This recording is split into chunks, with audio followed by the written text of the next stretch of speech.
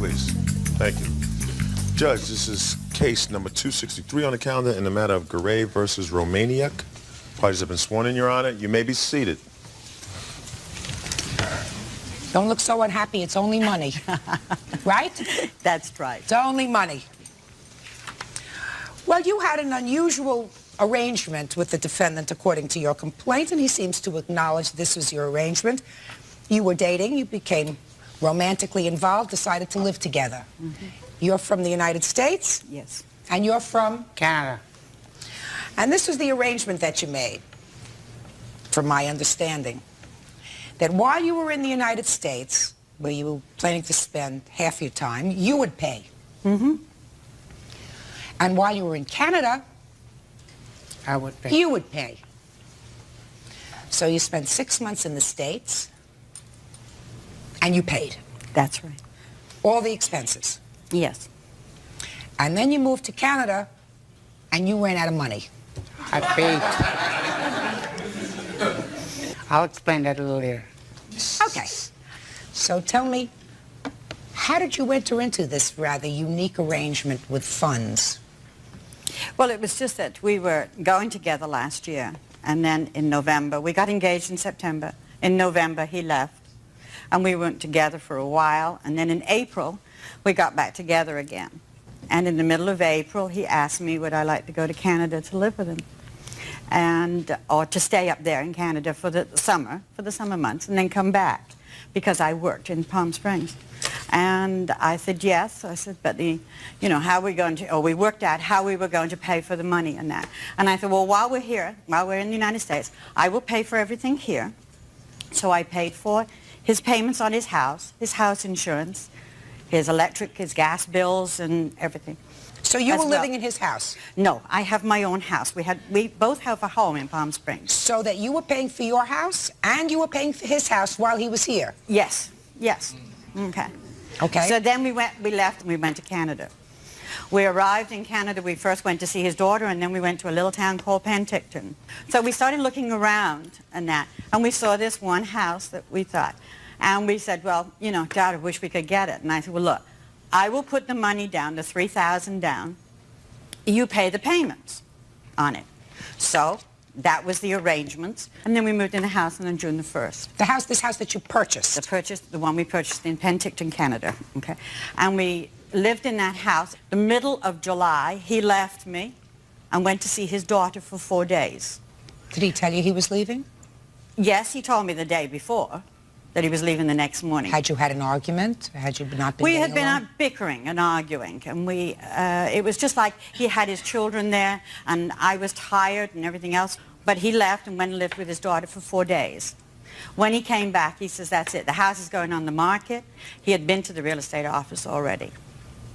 When he came back, I was at the neighbors. I was so upset and everything else that he had left. So I came home. I didn't know what to do. I just said, I can't live like this. The tension was so bad and everything else. So I left, and I came down back to Palm Springs. My car was in bad condition. He had supposed to fix the radiator. He didn't. I had to keep putting water in it. My air conditioning wasn't working. I had 2 blowout tires. It was and a terrible emotionally, experience. it was a horrible It was thing. a horror. Go ahead. When I got back, I had to go to the doctors. My friends had to take me to the doctors. My nerves were so bad, and I've been on nerve pills since. All I want is, gives me my money, I'll sign the house to him, and then I'm finished. What money are you talking about, Ms. $5,000. Not all the other money I've spent, the $5,000. What's $5,000 for? The $3,000 are for the house, the money I put down on the house. He can have the house. And also, the rest is right here, what I have paid out. On his house here, all the payments, the house, expenses that I had coming down. I had to stay in a motel, gasoline, well, Ms. my Garay, car breaking down. All those expenses you're not going to get back. You know that. You know that. But it still comes to $4,845.20. And this is what I have paid out, Your Honor. Well, what you've paid out is not necessarily something that he agreed to pay you back. And this is what he has paid out. The bottom amount is American money. All right, sir, let me hear you. Your Honor, I don't believe what you're saying. I don't That's, believe listen it. to me. Listen to me. Last year I took her for, yes, ma'am. You don't have to believe what she's saying. Okay. I got to believe what Okay, she's saying. last year I took her for 4 months down to Canada. I paid all expenses, right? I sent her a plane ticket to Winnipeg. That's 3,000 miles away from here. And we toured the whole Western Canada. I took her through the prairies to Banff, Lake Louise, ice fields, and all over. Who paid for that? I paid for the whole thing for 4 months, ma'am. Judge Judy continues in a moment. I promise to give you the best of myself and to ask of you no more than you can give. That's her promise to me. And later today, First time and the last time I've ever met her, she tried running me and my husband off the road because she was, I guess, mad that he was going to stay with me and not her. real cases, real people. Judge Judy. Splitting up after an 11-month romantic relationship, Jean Garay now claims John Romaniuk owes her thousands. Okay, let me ask you this question. So what made you decide that this arrangement, this relationship, wasn't going to work when you went to your daughters? Because when we got to Vancouver, Palm Springs, we had an argument because every day her man friend phoned for about 45 minutes on the phone while I was there. And I said I didn't like the idea that he phoning every day. So she got mad at me. She said, that's none of your business. So she said, leave the house. So I left. I didn't see her until middle of April. When you were back in Canada, sir, you bought the house. I'm coming to that, ma'am. Get there. Oh, then middle of April, somehow we got back together. You're in the house that you just bought. Yes. You decide to go to your children. Why? Because when my son came over to visit us, my granddaughter spilled a little bit of milk on a rug that we didn't have no furniture or anything like that. So she got mad and she said, your son doesn't know how to bring the children up. So that's when you got mad. So I got angry. So I went to my daughter's place, because my daughter's got I have 4 grandchildren, and to spend over there. When I came back, she put the sign of her own on to sell the house. House was for sale. I said, what are you doing? And then beside that, all the payments were... So don't tell me about payments, because let me tell you what my thinking is, sir. She put down $3,000 towards the purchase price of that house. Now, you have family in Canada. Your son lives there, your grandchildren live there, and you will be going back to Canada. Yes. And you love this house that you originally bought. Yes. So it seems to me that if you are no longer a couple... Yes. ...that this house is something that shouldn't be binding you together. No. Right? For sure. Right. Mr. Romaniuk, what I'm saying to you, sir, is she doesn't want to know you anymore. You don't want to know her anymore. Right. Right? Right. So you shouldn't have to be bothered with this business. She should be out of the real estate business in Canada because but for you, she wouldn't be there. Exactly. Got it? So you, sir, are going to give her the $3,000 to get her out of the Canada business. You got it? And then if you sell the house for more, she will wish you good luck. And if you sell the house for less and you don't get the $3,000 back, so be it. And if you can rent the house and make a couple of bucks when you rent the house, terrific. And if you want to live there and retire there yourself, you can do that. Judgment is for the plaintiff in the amount of $3,000. That's all. Parties are excused. You may step out.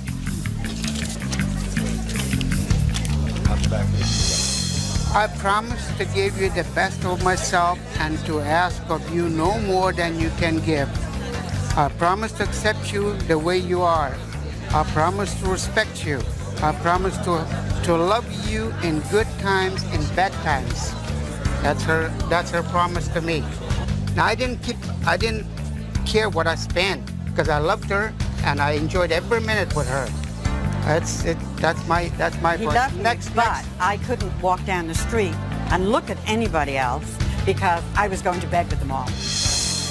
And now the next case. Parties on New Decker versus Key. Step forward, please.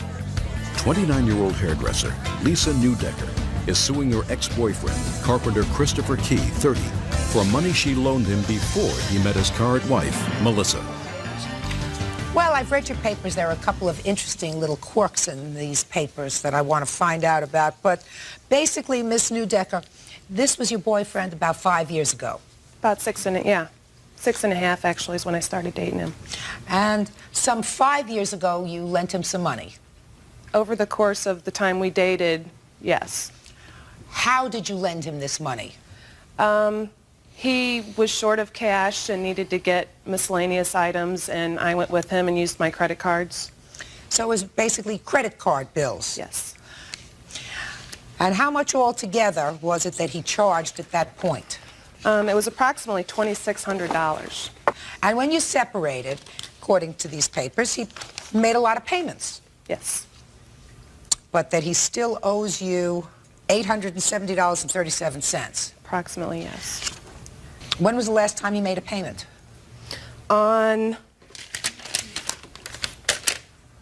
October 4th. I received the check about October 7th. And then he stopped making payments? Yes. Why?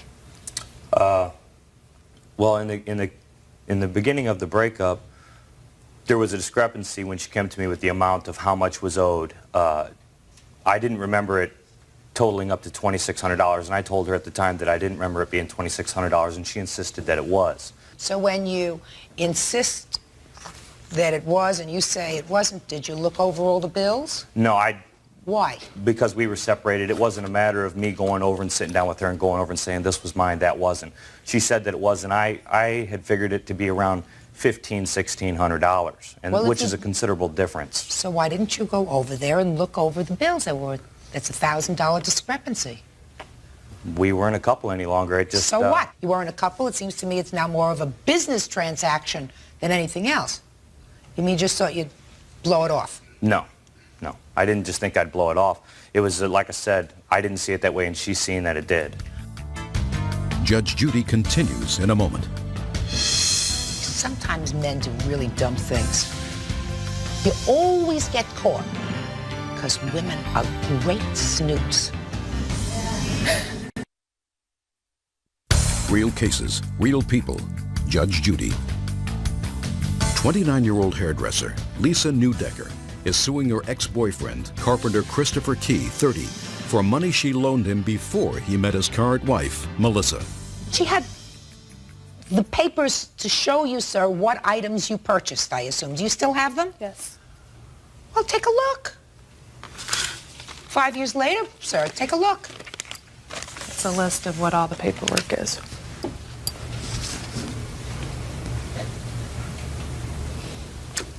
Once again, like I said, we were a couple at the time, and a lot of these items on here, if you would look them over, I don't know if she gave you a list of this. I have nothing. Would be considered as, you know, when we lived together, if we went out someplace and I paid, I didn't consider it to be a loan. What do you mean? Like there's an item on here, half the cost of portraits that we had done together. Just a second. You had portraits done together. And she put down half the cost. Right. I paid the full amount on my credit card. Well, that sounds fair to me. Doesn't it sound fair to you? Did you go and sit for the portrait? Well, yes, I did. She's not asking you to pay for the whole thing, just half. Right. I understand that. So give me another one. Sega game. Sega game. Oh, sorry, Sega game tapes. Those yours? Yeah. They are now. At the time, you know, like I said, we were a couple. You're a couple. So a Sega game, yours. Go. Well, give me another one. Compact discs. Did she listen to the music too? I don't know what Just a specific sec. compact discs they are. Building supplies. I don't remember that one. Building supplies. What are for building what? supplies? I don't remember exactly what it was for, but it was from Builder Square, and he was a subcontractor. I'm not. So Which I would is have true. I no was need. a subcontractor, but at the same time, building supplies. Was it for something that we did? I remember the place that we lived in. We there was a. We were going to put a fence around the place for the guy that we leased from. You know, I mean, there was just different items at different just times. a second. Did you put a fence around the house? No, we didn't, but the materials Well, if you were... didn't, then what are you telling me the story about? My point is this, though, Your Honor. When we lived together, the things she bought, I didn't keep an itemized list, so I can't very well stand here and argue with her and say, well, I bought this and you bought that, so we should be even because, like I said, when you're in a relationship with somebody, you don't keep receipts for different things that you buy for each other, but she did because she put them on her card. Now, I don't see, whereas, like I said, in a relationship, that you just do that as a couple. Can I see the things, please? Or at least I do. Miss Newdecker, let me look through some of these things. Men's dress clothes for grandfather's funeral. I didn't remember that she'd bought them. Like I said, of course, I didn't remember what all was on the list. She's got the list and she's got the bills. You need a muffler and brakes for your car at one point? I don't remember that either, but I'm not saying it didn't happen. This has been, Did you have like I said, an El 5 years ago. Camino? Yes, I did. There you go. All right. Now, so I am assuming for the purpose of this case that originally you owed her the $2,600 and that you made payments and she's kept very careful records of those payments and that all she claims that you owe her is $870. But what I really think you're probably angry about, sir, is that she wrote a letter to you which your wife opened. This is your wife? Yes. That created some problems for you? Yeah, but that had nothing to do with the amount that I owed her. I honestly did not remember those other items, so okay, well, I didn't believe that I owed them. Well, now you do. So your wife opened this letter, and did that distress you? Oh, yeah. Well, step up here. Why did it distress you? Because she said on the letter that my husband had went to see her 9.5 weeks ago, and I had no idea he was keeping in contact with her because of the first time and the last time I've ever met her, she tried running me and my husband off the road because she was, I guess, mad that he was going to stay with me and not her. We had only been dating on and off for a month. How long are you married? 2 years now. Mm-hmm. Everything okay? Mm-hmm. Fair? Yeah. Okay. You have any children? Yep. How old? She's going to be 21 months. And that's his baby? Mm-hmm. Why'd you have a seat?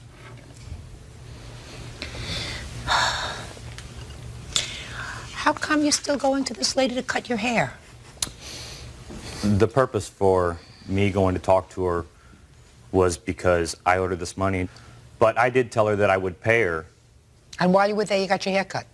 Yeah, I went to her place of business to see her. I don't... Going to her place of business is one thing. Sitting down and schmoozing and having your hair cut is another thing. That's what really made your wife angry. Right? Oh, yeah. Did you charge him for the haircut? Yeah, I gave him a discount, though. Should have charged him full price. I know that now. Judge Judy continues in a moment.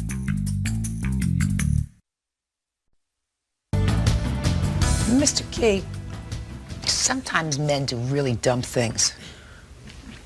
I don't know why they do that. They think they can get away with it. You always get caught. You know why? Because women are great snoops. Terrific. They can smell something that isn't right. Go to a barber. Meanwhile, it sounds to me, Mr. Key, that you got more trouble than the $870 that you owe this lady. It also looks to me as if you've got a very nice but very sad wife and a 21-month-old baby. So you better get your act together. You owe her $870.37. Pay her. That's all. Parties are excused. You may step out. There you are. Judge Judy continues in a moment. And on the next Judge Judy. All parties on Sanders versus Thompson. Step forward. St. Louis truck driver Lawrence Saunders claims that while he was in jail, his girlfriend Kim Thompson found a new boyfriend who damaged his Jeep and lost his handgun. Order. All rise. Quiet in the courtroom. All rise. Your Honor, number 34 on the calendar in the matter of Saunders versus Thompson. Parties have been sworn in. Judge, you may be seated. I gather from these papers you two were engaged, going together for about 10 years. Yes. Is that right? Yes, ma'am. And at some point, Mr. Saunders, according to your complaint, you went away for about 2 years. Yes, ma'am. Is that a euphemism for jail? Yes, ma'am. Okay. What were you incarcerated for? Because that becomes important. Aggravated battery. On whom? Not on her. No, ma'am. Was there a weapon involved? No, ma'am. And during the time that you were going to be away, you left the defendant your car, Yes, ma'am. a gun, Yes, ma'am. and access to your money. Yes, ma'am. Where was the money? Originally, before I left, I resigned from my job. The money was somewhat about $20,000 in a K plan. And A Florida retirement plan. Yes, ma'am. She had the power of attorney so that she could handle the work, get the money, and handle it. Okay. So then you come out of jail and you sue her. Not together anymore. Yes, something like that. Well, then let me hear the story, sir. I came out and to retrieve, before getting out, I realized that we were no longer going to be together.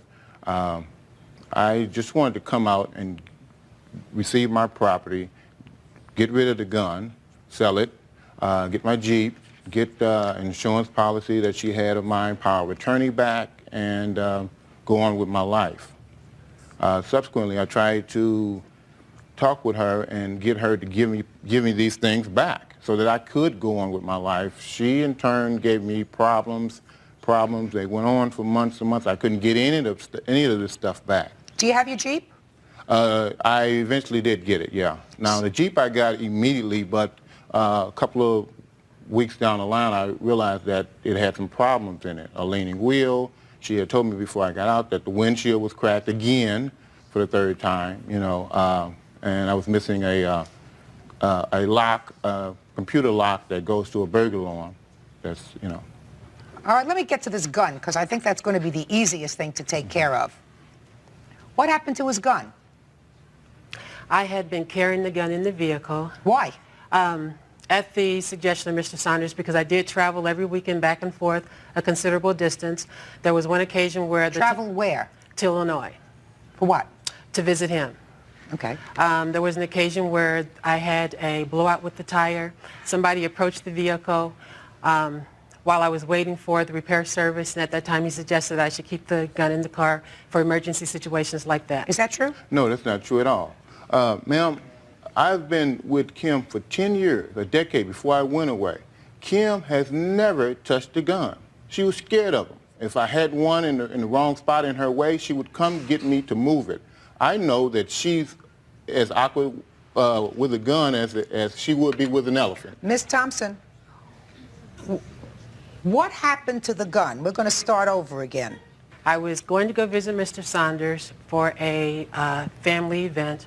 I knew that the vehicle would be searched, so I'd taken the gun out of the car and left it in the home of my third party. What third party? My witness, Mr. Hogue. This is your new boyfriend? Yes. So you took the gun out of the car and gave it to him? I did not give it to him. I put it away, and I informed him that I was going to leave the gun in a certain drawer in the house. Why didn't you leave the gun in your house? Because when I was on my way to visit him, I was at Mr. Hogue's house at the time, and I remembered, that gun is out there, I need to get it out. So I just came from the Jeep, put it in the house, and I informed him I'm going to leave this here while I go visit. So on your way to visit him, you stopped at his house? Right. Had you told him you had a new relationship? Yes. Is that right?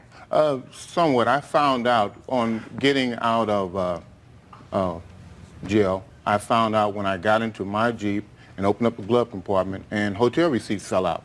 That's how I found out. Step up here, sir, because I want to deal with the gun first. What happened? Your name? My name's Gerald Hogue. Mr. Hogue, what happened to his gun? There was a disturbance at my house. What kind of disturbance? There was a fight between some friends. The police came. They asked were any weapons in the home. I told them yes. They seized the weapons. When I talked to Mr. Sanders about his gun, I told him where his gun was. I told him what he needed to do to get it back. So the gun was really seized because of a problem that existed in your house with the police? Yes.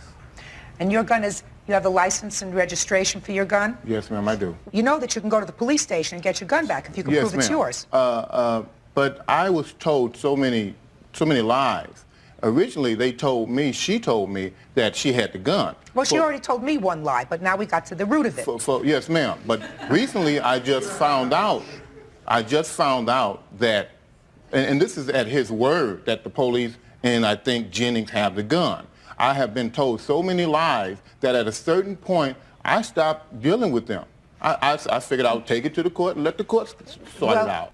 Mr. Saunders, really all you have to do is go to the police station. When the police have confiscated property, and you can identify that property and satisfy them that the property is yours, and I assume your registration for that gun says what kind of a gun it is. What kind of gun is it? It's a Taurus 9mm. You don't need that gun for any particular reason, sir. No, ma'am. I don't need the gun, and as a convicted felon, I'm not allowed to have a gun. So therefore, they will not give it back to me. Ah. Okay. Your Honor? Yes. May I say something, please? Yes. I did call the police to try to get the gun back. I informed them that I had power of attorney for that the gun was not Mr. Hogue's, and that I did have power of attorney plus the receipts for the gun. They told me that since I was not the registered owner, that I could not get the gun. I would have to go to court in order to do so. I had contacted a lawyer. They told me it would be $258 to get the gun. I did not feel that I should put out additional monies when Mr. Saunders still owes me money. The reason his gun is the police station, his property, whether it be a gun, whether it be a hat, whether it be a collection of baseball cards, is because of you. Right. So he has to be compensated for that. That's his property. He can't get it out because there's an impediment to it. But the reason that the gun is there is because of you. So you can become the registered owner of the gun for the limited purposes of selling it. And then he gets the money. Judge Judy continues in a moment. She told me already 3 lies today, and we've only been together for 15 minutes. That's why. Real cases, real people. Judge Judy. Lawrence Saunders wants compensation from his ex-girlfriend, Kim Thompson, because her new boyfriend smashed his Jeep and lost his handgun. What other monies do you say she owes you? $2,600 for a wheel on my Jeep. $900. Just a minute, $2,600 for the wheel. Why? Well, when the car was returned to me, the wheel was leaning. Yeah. And it was in her possession, and I figured she owed me for it because who knows who she let drive it. Well, Mr. Saunders. Yes, ma'am. When you lend somebody a car or turn a car over to them for an extended period of time, you assume that that car may be used, driven by her, driven by someone else, and you take certain risks. You're not going to get the car back in exactly the same situation as when you went in 2 years ago. You're a different person, I assume, than you were 2 years ago when you went to jail, right? Very much so. Very much so. Yes, ma'am. So's your car. Yes, ma'am. Yes, ma'am. But also, that wheel was leaning so bad that it's unsafe. I do not assume to get my property back in an unsafe condition. Also, ma'am, I'm not upset with anything that happens to my stuff in her possession. But when she lends it out to third parties, that's what I have a problem with. And third parties also who aren't honest. Well, your arrangement with her was that she paid for the car, make the car payments while you were away, and she would have access to the car. She agreed to pay for the payments. I also, with the money that I had that she was in possession of, said to her, if you have any problems paying for it, pay for it out of my money. Did you use his money to pay for the car? No, ma'am. That's untrue, ma'am. I have paper right here stating that she did. I may have made 3 car payments with his money. Well, why don't you... I just asked you a question. You said no. I'm talking about over the 2-year period. I used my money to pay for that vehicle. Well, you were driving the vehicle. And he was driving the vehicle, right? No, ma'am. He used the vehicle 1 time. I don't believe you. I don't believe you that he used it 1 time, and the 1 time he used it, he was in an accident. Is that what you're going to tell me? Yes, ma'am. Baloney. Miss Thompson. It was an ice storm. Miss Thompson, I don't care if it was an ice storm, a tornado, or a typhoon. If you think that I believe that you only let your boyfriend use that car once, I was born in 1965. Excuse me. I also have a copy of the report here also of the accident. It says nothing about an ice storm. Whether it says anything about an ice storm, listen to me.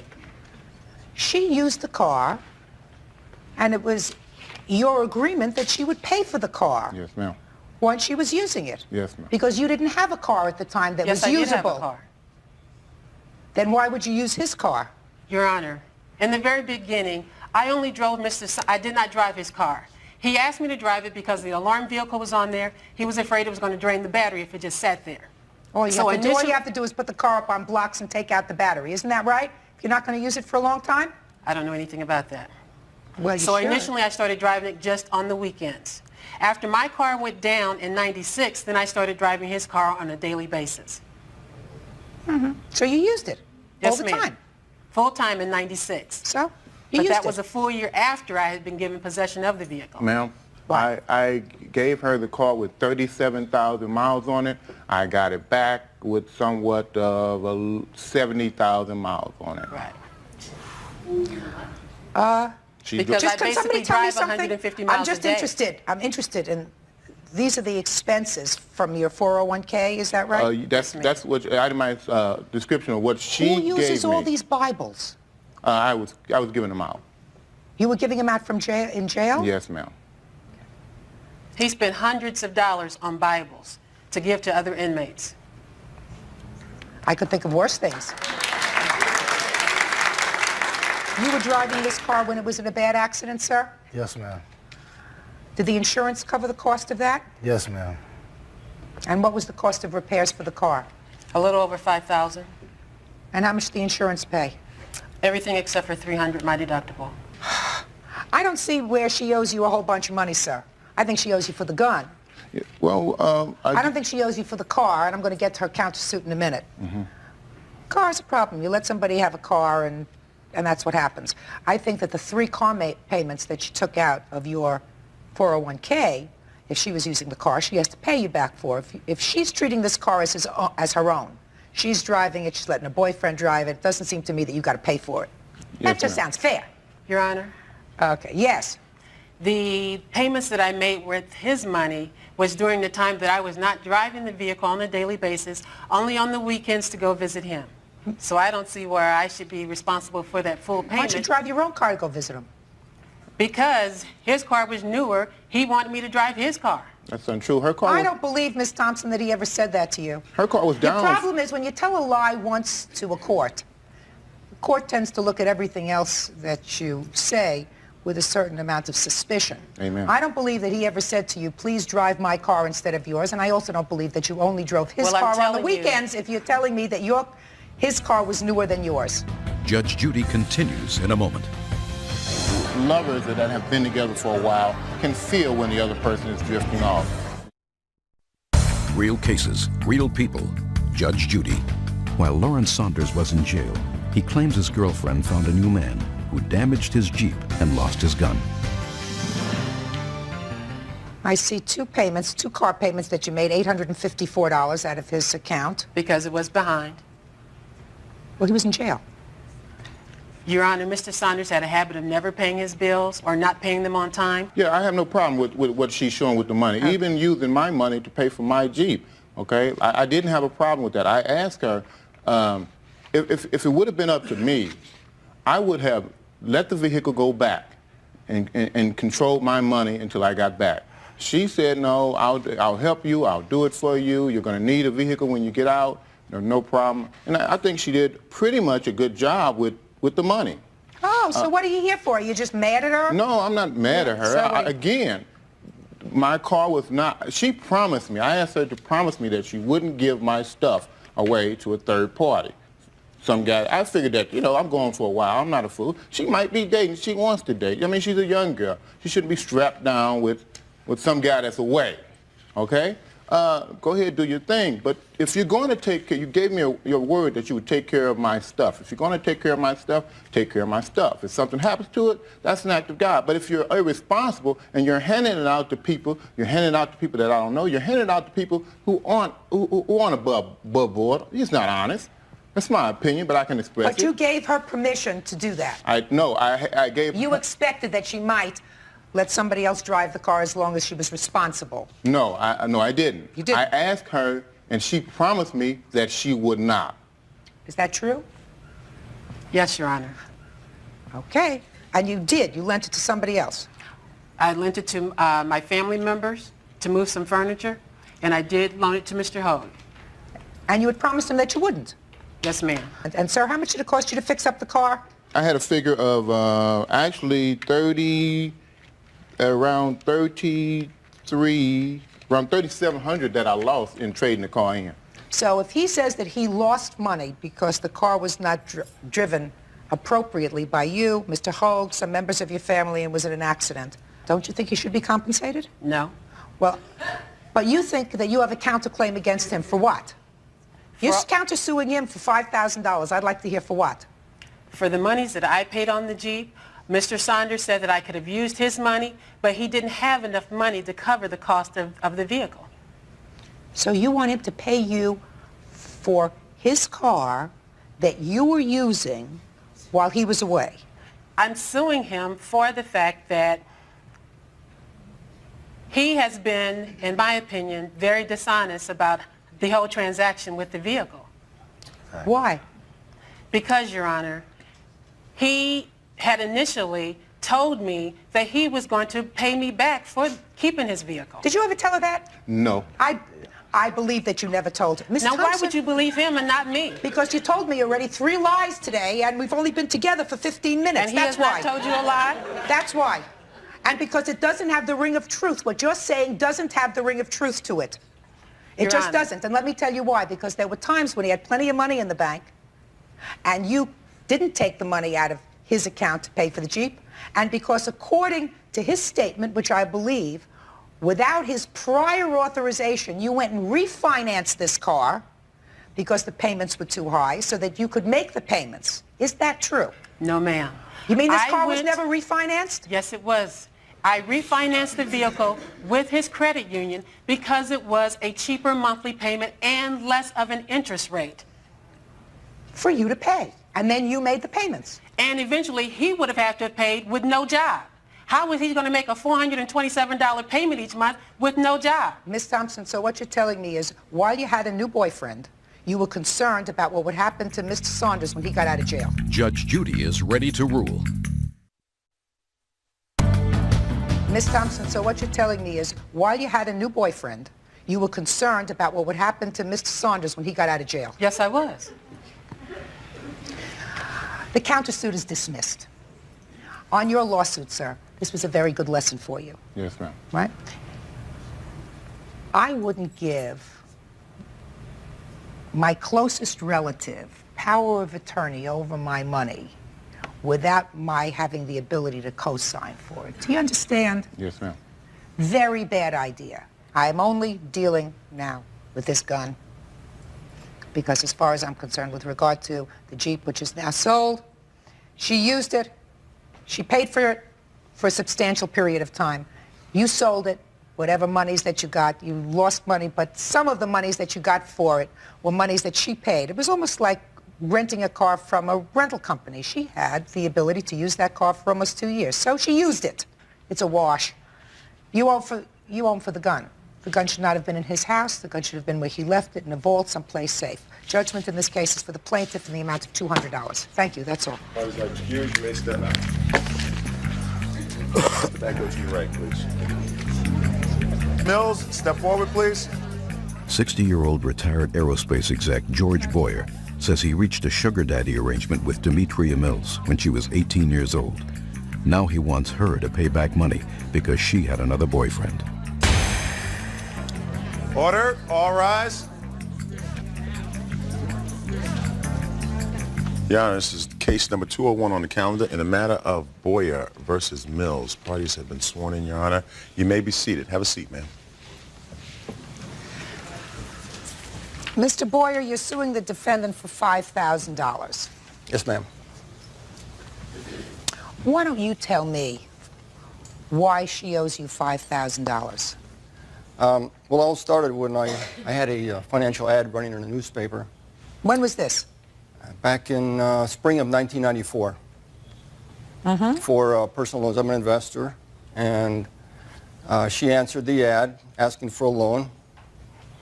And I said, well, you really didn't qualify for the loan. What's the problems? And she discussed them briefly with me. I said, well, let's get together and maybe I can help you out, because she sounded like she had a desperate situation. Am I correct, Mr. Boyer, that in 1994 you began to have a relationship with Miss Mills? Yes, we did. And she lived in your home occasionally, is that right? Well, she moved in. Yes. And in 1994, sir, how old were you? Well, I was 58. You were 58. And how old were you, Miss Mills, in 1994? I was 18, turning 19. You were 18. Did you feel uncomfortable about that, Mr. Boyer? Not really. She's 18 years old. She's a baby. Yeah, that's right. In any event. I thought she was 19, going on 20. Well, that makes all the difference in the world, no, sir. I mean, no, just a matter of factual accuracy, I think. Yeah. In any event, from a reading of your complaint over the years, you helped her financially and supported her. Is that right? At certain points of time, yes. Well, she lived in your house and you paid the rent? It was really like in 3 different stages. First of all, if you want to call this the sugar daddy stage, it was only 4 months. Well, I'm glad you did, so well, I didn't have you know, to. I just put it all on the table. That was the first 4 months. I played by the sugar daddy rules. She didn't play by the princess rules.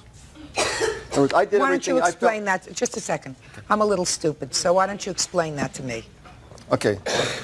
I fully supported her, got a car for her use, paid her tuition in school. I was trying to get her, be a bridge for her to get from when she was, when I first met her, which was down and out big time, to getting through school, getting through her surgical technology school, being successful, and treating her like a first-class girl during that period. And I was there to carry it all the way through. I don't think she saw it the same way because she had boyfriends on her side. She was having sex with other guys. She brought home an STD for me. Thank you very much. Sexually transmitted disease. And I told her to pack up and get out. And I gave her some big money to go back to Alabama so she could get there safe and sound. None of the debts I'm asking for her to repay occurred during that period of time. They occurred much later. When she wanted to come to my house, she was begging me to come to my house. I said, okay, but not on the same terms. You work your part-time, I'll help you through school, furnish free rent and food. During that second period of time, sir, did you have sexual relations with the defendant? Occasionally, although I backed off, and she was wondering why, because... The word is occasionally. Occasionally, yeah. Okay, so she was 19, 20, and you were close to 60 at the time? Yeah, approximately. Okay. And is that the period of time that you're talking about, these when loans were made to her? That's right. What were the loans for? She had a real bad habit on the telephone, long-distance phone calls. After I cut her off, she went to her sister, got her calling card, ran up $600 in 2 months. I talked to her sister, so I know. She comes, so now she has no way to make calls. So she makes third-party calls, and the third party doesn't know that she's making these calls, charging her number, charging to their number. I get the phone bill 3 months later for March calls. It's a June phone bill. She says, oh, I'm going to pay you. As soon as I call her, she says, oh, I'll pay you. So she never paid me, so that's number one. Okay, this is very simple. She billed them to a third party. The third party ultimately said, I'm not accepting the charges. They billed them back to the phone, your phone in your house. This is after she already moved out. Okay. I really should be right up front with you. I find your initial position really very unsympathetic. Do you understand me? Sure. You know, I mean, it's a court, and we're bound by certain rules. If she owes you money, you're going to get that money. But I find a 60-year-old guy playing a sugar daddy to an 18, 19-year-old girl, it's sort of, you get what you deserve. That's the way I feel. Now, she may have been a pretty savvy 18, 19-year-old girl, but even a pretty savvy 18, 19-year-old girl is still a baby. She's not fully very cooked. street smart. Street smart, yes, but not fully cooked, sir. And not fully cooked. So, but, I mean, you played sugar daddy. You played sugar daddy, and sometimes there's a meltdown, and you get your fingers burned. If she wants to accept that role in my life, then she should do it right and not be having sex with all these different guys and having all these different guys call the house. How long am I supposed to put up with this stuff? And be right and be good to her. It's one of the problems that you face, sir, when you're 60 and you fool around with somebody who's young enough to be your grandchild. Okay, that second period. All right? Hey, I know their age. What else? I got that. What else does she owe you Doesn't mean I'm still not a man. Come. At 60 years old, I'm still a man. I'm much more capable than a lot of punks out there living with their mothers, and they're sleeping with these girls. At least I can take care of business. Tell me about it. And I can do everything they can do, and maybe better. Judge Judy continues in a moment. I knew it was going to come down to this lowest common denominator, sex with a young girl. Big deal. Man, they should have it so good. Real cases, real people. Judge Judy. Demetria Mills says 60-year-old retired aerospace executive George Boyer knew she had another boyfriend when they made their sugar daddy arrangement. What else? Next one, direct my Porsche, making an illegal U-turn. I'm not considering that she's wrecking your Porsche, sir. Did she agree to pay you for it? She agreed to pay me for it. Did you ever agree to pay? She told her relative she'd pay for it. Shh. Did she ever agree with you? Yes. When? After it was wrecked. She came home feeling real bad. Let me see the loan agreement that she made with you. That, There it is right that here. I'm going to look at. There it is right here. It's itemized on page 3. All right. She agreed to pay this back. Just a minute. And she knew she owed it to me. This is during the second period, and I was not playing sugar daddy during that period. I was just helping her out. I was just trying to be nice to her, excuse me. She had problems. All right, let's see your end, Miss Mills. George made a proposition to me. He knew that I was vulnerable. He took... Don't tell me what he knew. You moved in. How long had you been living alone? Not very long. This was my roommate before I moved in with George, and we were there just a few months. Where do you originally come from? I'm originally from Alabama. So you lived with George for a while in sort of this relay. He was taking care of you and giving you money. Then you moved out. For how long? Basically for 3 years. He took care of me even when I moved to Alabama. George was sending me money. George took me on trips. George sent me to Alabama a few different times. George bought a car. Boyfriend's paid a trip too. George, and that's George's problem right now, Judge Judy, is I'm not in his home. This is why he's doing this to me. Had I still been in his home, he wouldn't have a problem with me now. When I made the decision to move out of his home was because I needed to be by myself and on my own, and I didn't want to be in that situation anymore. Well, I agree with you. You shouldn't have been in the situation in the first place. Exactly. Okay, and for that, he's more responsible than you are because of his age. He should be a little bit smarter. He should be 3 times as smart as you are because, because he's 3 times as old. But you do acknowledge, even in your answer, that you owe him some money. Yes, but this is not the agreement. The agreement that I signed for that car, I signed that agreement in January of 1995. I'm sure he has a copy of it. I've seen it in his files of his records. That was for a 1989 Buick that he bought for me. Now, did you pay him for it? No, I did not. So you acknowledge... Yes, I did. If I bought it for her, how come I'm the lien holder on it? She's the lien holder, but I'm the registered owner, Listen Judge to Judy. me. What are you fighting about, Mr. Boyer? She acknowledges that she owes you $3,000, which you haven't paid any part of, plus interest at 6%. Correct? Correct. You I gave her a acknowledge good this. deal. What? I gave her a good deal, 6% interest. You gave us some good deal, sir. Bird, do me a favor. Your Honor, Take the old calculator while we're finishing this case up. Would you do 6% interest on this money since 95? This is after she cheated on me. Excuse me, Your I Honor. heard she cheated on you, sir. I heard all of that. I'm telling you, your position with me, Mr. Boyer, is not terribly sympathetic, sir. I mean, I don't know whether you find women who are contemporaries not as interesting as children, but at age 18, she's really still a child. And you may say, oh, she's sophisticated, and she's worldly, and she's savvy, and she's street savvy. Right. Mr. Boyer, Yes, ma'am. she's a baby. 18 years old and a baby, and vulnerable because she doesn't have any money, and you got some money, and it's very tempting. But you are not a very sympathetic person in my eyes, sir. You're going to get some of the money, but because she signed for it. Do you understand? But the rest of the stuff, I'm not so sure about. Excuse me, Judge Judy? What? You know, everything besides that car that George did for me because he wanted to do it. I mean, for 3 years, I'm 23 now, just turned 23 Friday. Would somebody do that kind of stuff for 3 years if they did not want to? Miss Mills, I haven't gotten to you yet.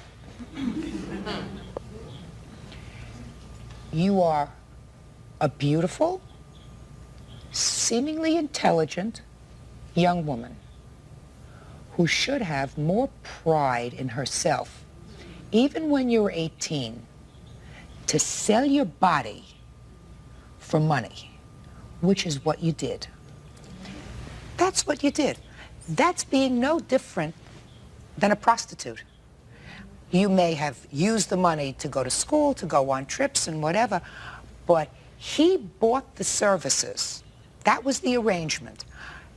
He's an old lecher. No question about it. That's what he is. And I'm being kind to Mr. Boyer. You, on the other hand, sold your body for money. It was an agreement that we had. That was the basis of our arrangement. He was to give me what I needed, and I gave him. You sold your body for money. You are worth more than that. As a woman, smart, good-looking woman, you're worth more than that. I don't care if you have to work 2 jobs. I don't care if you collect cans. I don't care if you clean people's houses. I don't care if you drive a bus, drive a car, drive a cab. You do whatever you can so that you don't have to sell your body for money. Judge Judy is ready to rule. And later today, you're a pathetic little girl, you're immature, and I'm sick of your crap. You owe me $1,500. Real cases, real people. Judge Judy. Demetria Mills says 60-year-old retired aerospace executive George Boyer knew she had another boyfriend when they made their sugar daddy arrangement. Mr. Boyer, you are a very lucky man today, sir. Gee.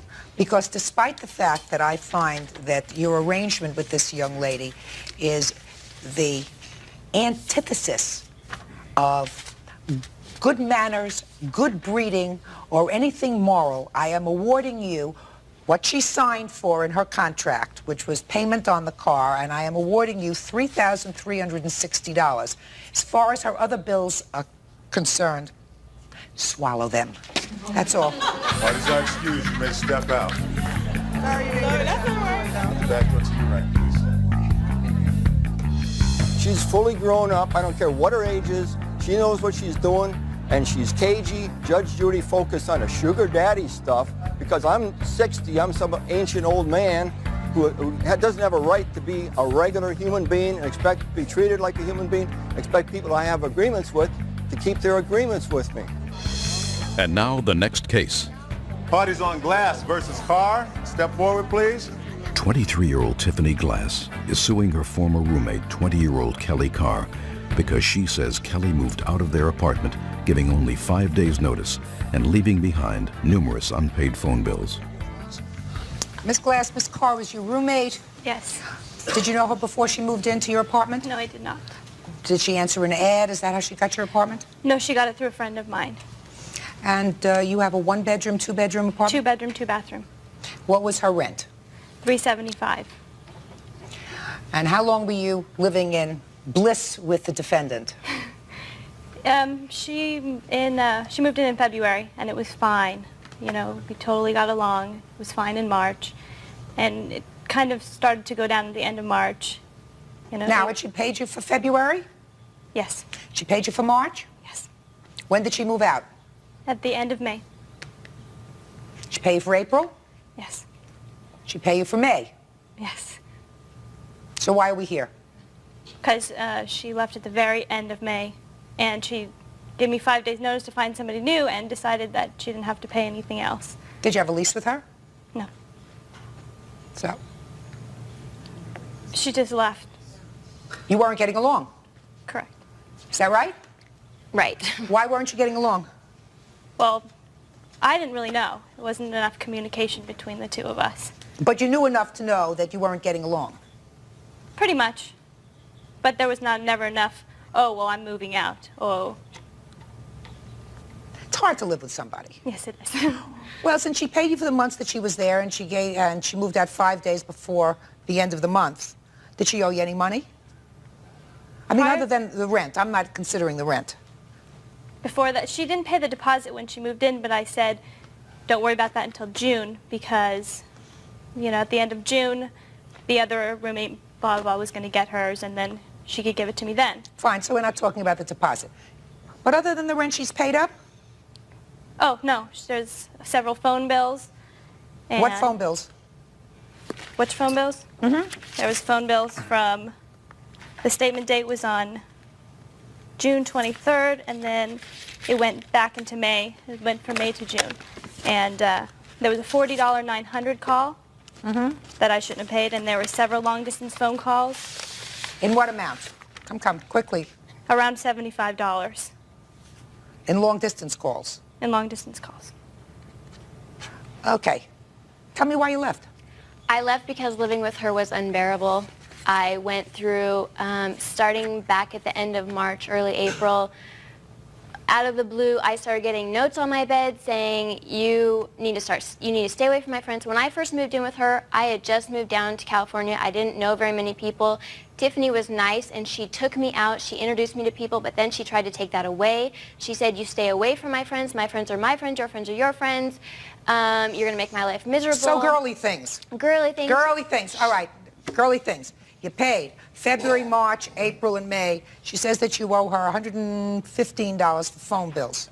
I owed her approximately $150 for everything. That was gas, everything. And I told her when I gave her 2 weeks' notice that I would be leaving, that I will pay that. You just send me the bills to my grandmother's house, and then I'll send you a check. But when that happened, she began leaving harassing, vulgar phone mails on my voicemail. I would get them at work. They would disturb me at work. I would have to leave work because I would be so upset. I got harassing I have copies of the messages on papers. I have letters that she sent me threatening me. That you owe her money? That I owe her money, and if I don't, she's telling I quote, every living soul what I have done to her. I didn't do anything to her. I was protecting myself. I left. I didn't have to give her any notice, but I gave her 2 weeks' notice, being the last week of May, and then the first week of June, and I gave her 1 week's rent. For June? For June. I have paper here to prove it. Judge Judy is ready to... Gadanian, step forward, please. Tracy Kennedy, a 28-year-old manicurist, claims her business neighbor, Bijan Gadanian, scammed her into moving out of her premises so he could move in. She says she was promised $3,000, but never received it. Order, all rise. Yeah, this is case number 107 on the calendar in the matter of Kennedy versus Gadanian. Parties have been sworn in, Judge. You may be seated. Have a seat, sir. All right, well, this is an interesting story.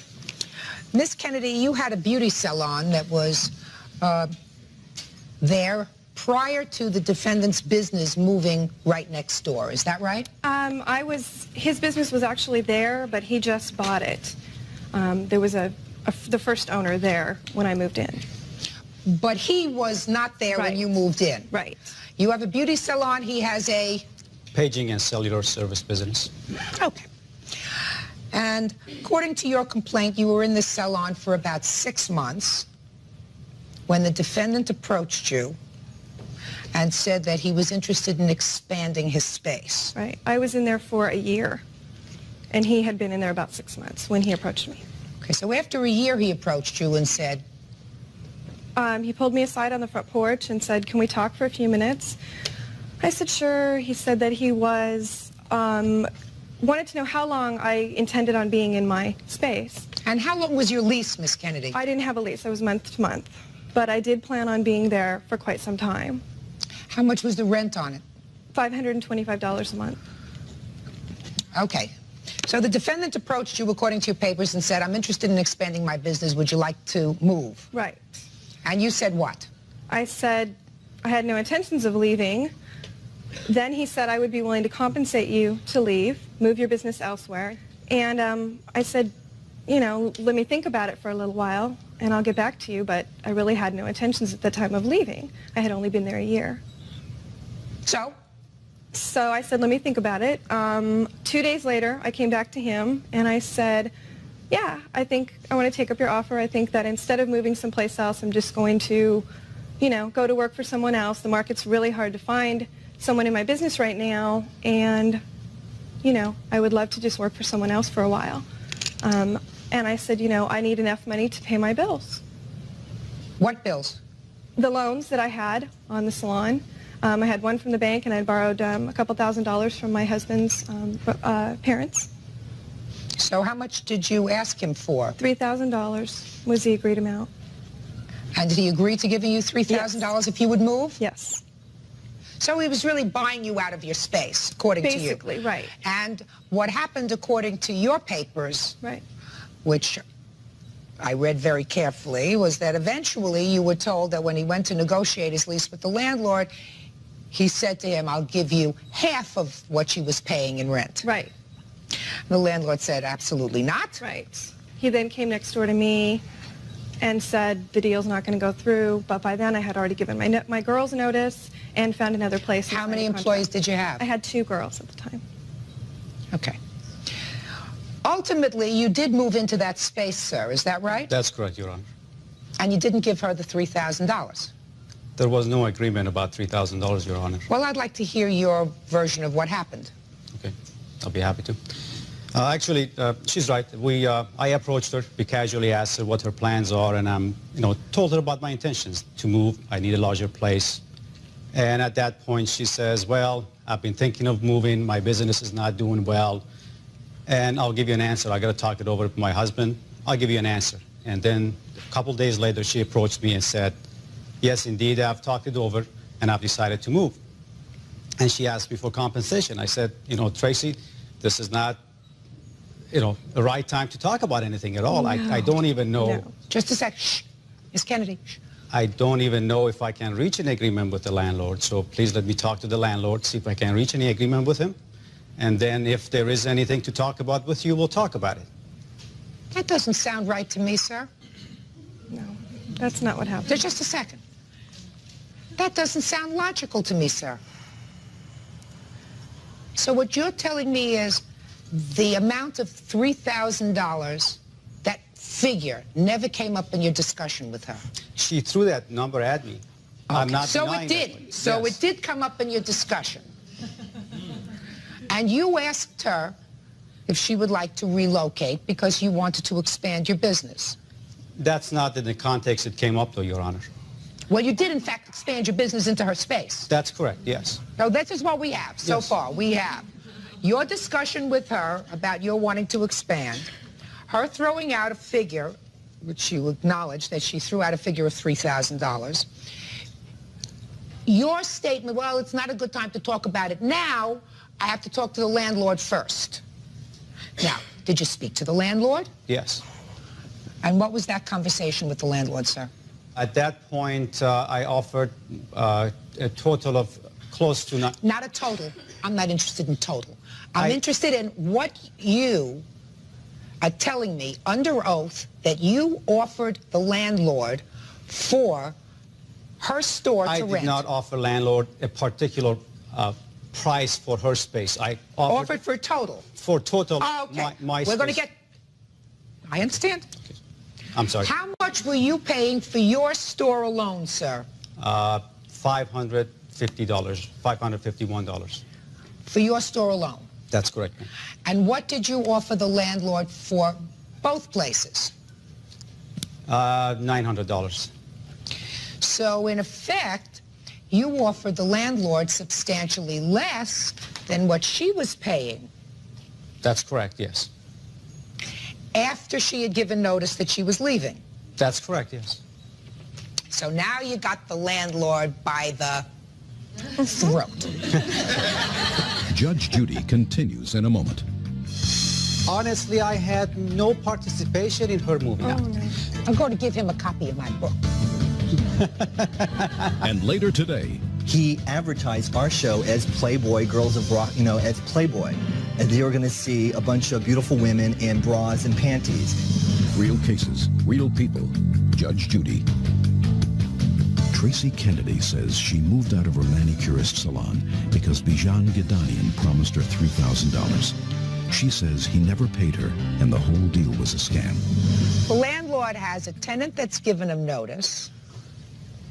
He's got somebody else ready to move in right away. And you were going to get a bargain because you were going to get 2 stores for $900. Was your store the same size as his? Bigger. bigger. So you were going to get her store for $400. You were paying $550 for yours, so the landlord said to you at that point, forget it, right? Your Honor. At that, just a second. We understand each other, this gentleman. Glad someone does. We understand each other, so don't we? Yes, So the Your Honor. landlord said to you, forget it, at first. Then you moved out. Right. You moved out in June, correct? Yes. When did you move in? July 1st. And what rent did you pay? About $950, close to $1,000. You're a Let's good say businessman. $1,000. No, not let's No, say $1,000. Sir, you're a businessman. You know exactly what you pay for rent in this business. So let's not say about the $950. Exactly what do you pay in rent? Your Honor, the only reason I say about, because the rent itself is the rent, but there are some other triple nets and what have you that figures in that I'm not quite sure. That's what I'm saying about. That's why I say about $1,000. I'm sorry? Rent. The rent, the base rent is $950. Rent! $950, Your Honor. So you still got the landlord for a couple of bucks, but he didn't give you the lease right away. Did you sign a lease with him? Yes, I did, Your Honor. I had a year lease with him. And you signed another lease for the second space That's correct, Your Honor. at a monthly rent of $950. That's correct, Your Honor. So the landlord lost out. So where's her money? There was no money agreed upon, Your Honor, to begin with. She did not have to move. Honestly, I had no participation in her moving out. No. All I had with her was just a casual conversation for her, what are your plans? And she acted upon that. I'm going to give him a copy of my book. Sir. Yes, ma'am. Yes, Your Honor. I come from an old business family. My grandfather was in the appliance business years and years ago, and he's been long dead. I adored my grandfather. He liked to call himself a shrewd businessman. Some of the people that he dealt with sort of dubbed him with another name. So I'm aware of what you did. This story has a common sense approach to it. You wanted to expand. This lady was under the impression you were going to take over the same rent that she took over. Nobody would be hurt. She had evidently had enough of being an entrepreneur, enough of being in business by herself. She said, if I can just get out with these loans, I'll go and work for somebody else. And here comes the perfect opportunity for her to do that. And it's a perfect opportunity for you to more than double your space at a lot less rent. Because once she gives notice, the landlord is up a tree. So the only one that comes out ahead in this business is you. That's smart, but not fair to Miss Kennedy. All right, not difficult. Judgment in this case is for the plaintiff, who I believe in the amount of $3,000. That's all. Thank you, Your Honor. Parties are excused. You may step out. I'll back to your right, please. I'm sorry that the judge did not see the con artist in disguise. She saw you. Exactly. If you hadn't made me an offer, She could have stayed there. She could have absolutely stayed there and forgotten about leaving. The judge was She had no reason to leave. You're right. She saw the con artist. Judge Judy's the greatest. And now the next case. Parties on Russell versus Heinold. Step forward, please. 32-year-old entertainer Karen Russell is suing booking agent Chuck Heinold for non-payment of a performance fee. Heinold says the act wasn't what was promised. Miss Russell, according to your complaint, you are an entertainer and have a group of entertainers that you work with. You dance and sing. You have a review kind of act. Is that right? According to your complaint, you performed in Bakersfield and you weren't paid. That's Is that correct. right? Mm-hmm. The defendant is not the person who didn't pay you. The club, according to these papers, stop payment on the check. This is true. So why are you suing him? Who is he and why are you suing him? This is the booking agent, Chuck Heinold. In my contract with the casino is with him representing me. With who representing you? Chuck Heinold representing me. Let me see your contract. Go ahead. And when we were doing business with Chuck, he knew at that time the type of show that we were producing. And my biggest complaint is that if we were represented properly, we probably wouldn't be in this situation. Just a second. Miss Russell, one of the things I didn't understand from your complaint is he is your agent. Booking agent. He is your agent. That's correct. He didn't get paid. He didn't get the check from the club to give to you.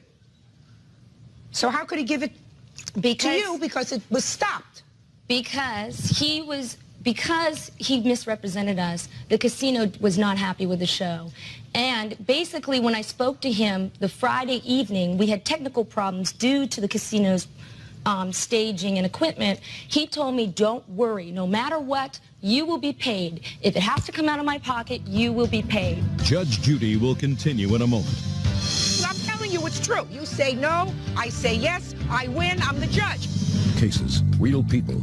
Judge Judy. 32-year-old entertainer Karen Russell is suing booking agent Chuck Heinold for non-payment of a performance fee. Heinold says the act wasn't what was promised. I'm reading your complaint, and I don't see anywhere in your complaint that he said, don't worry, I'll pay you even if it has to come out of my pocket. Right. He said, don't worry, I have the balance owed to you, and I will come back on April 5th to pay you. Well, of course, I understand that. He said he had the balance. He did, in fact, have a check, correct? He had a check from the owner of the club.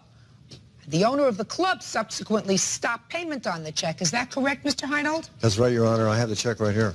I have a copy of the check. I'll take a look at the check. That's not what you said, Miss Russell. What you said to me was he told you that he would pay even if it has to come out of his pocket. That's not true. Well, that's what he never said to us over the phone. Just a second. Okay. He never said that because that's a very important thing. And if it was true that he said it, it would have been in your complaint. I have a witness that he did say it.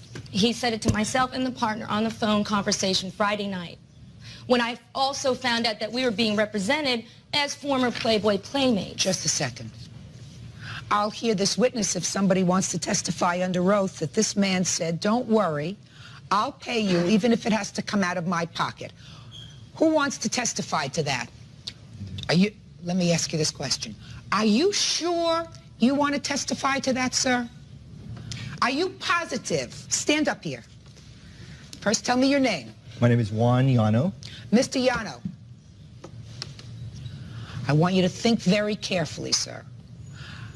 Are you sure that you want to testify that you heard this man say the following words?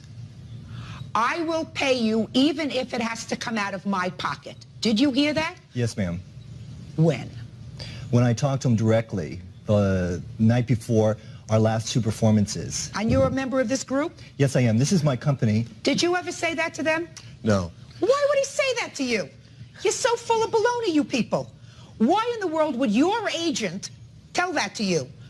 When he had a check in his hand from the people who you were working for. Because I confronted him. Confronted with what? I confronted him because I've been in this business for about 15 years, and I know that people write bad checks. I understand that, but you're suing the wrong person. We're suing him for misrepresentation. What kind of misrepresentation? Former Playboy playmates when we're not. Who did that? Flyer. He. Just a minute. Just a second. Did you print that flyer, Mr. Heinold? No, ma'am, I did not. But the casino, when I called the casino, I said, where did you get this information? Don't tell me what the casino said to you. That's hearsay. Okay. When I was trying to find out where this came from, yeah, the source went back to Chuck Heinold. They got that's hearsay, madam. From this. That's hearsay. That's hearsay. Now, you may have been upset with that, but that's not misrepresentation. Your Honor. By him. He did not, unless you can establish to me that he actually printed those flyers and sent them out, that's not misrepresentation. Your Honor. What? He advertised our show as Playboy Girls of Rock, as Playboy. and they are going to see a bunch of beautiful women in bras and panties. That's not our show at all. We have a very classy show. For us to come into the casino and see outside the casino is a huge sign in neon saying Playmates, you know. Let me ask you this question, sir. Why didn't you leave?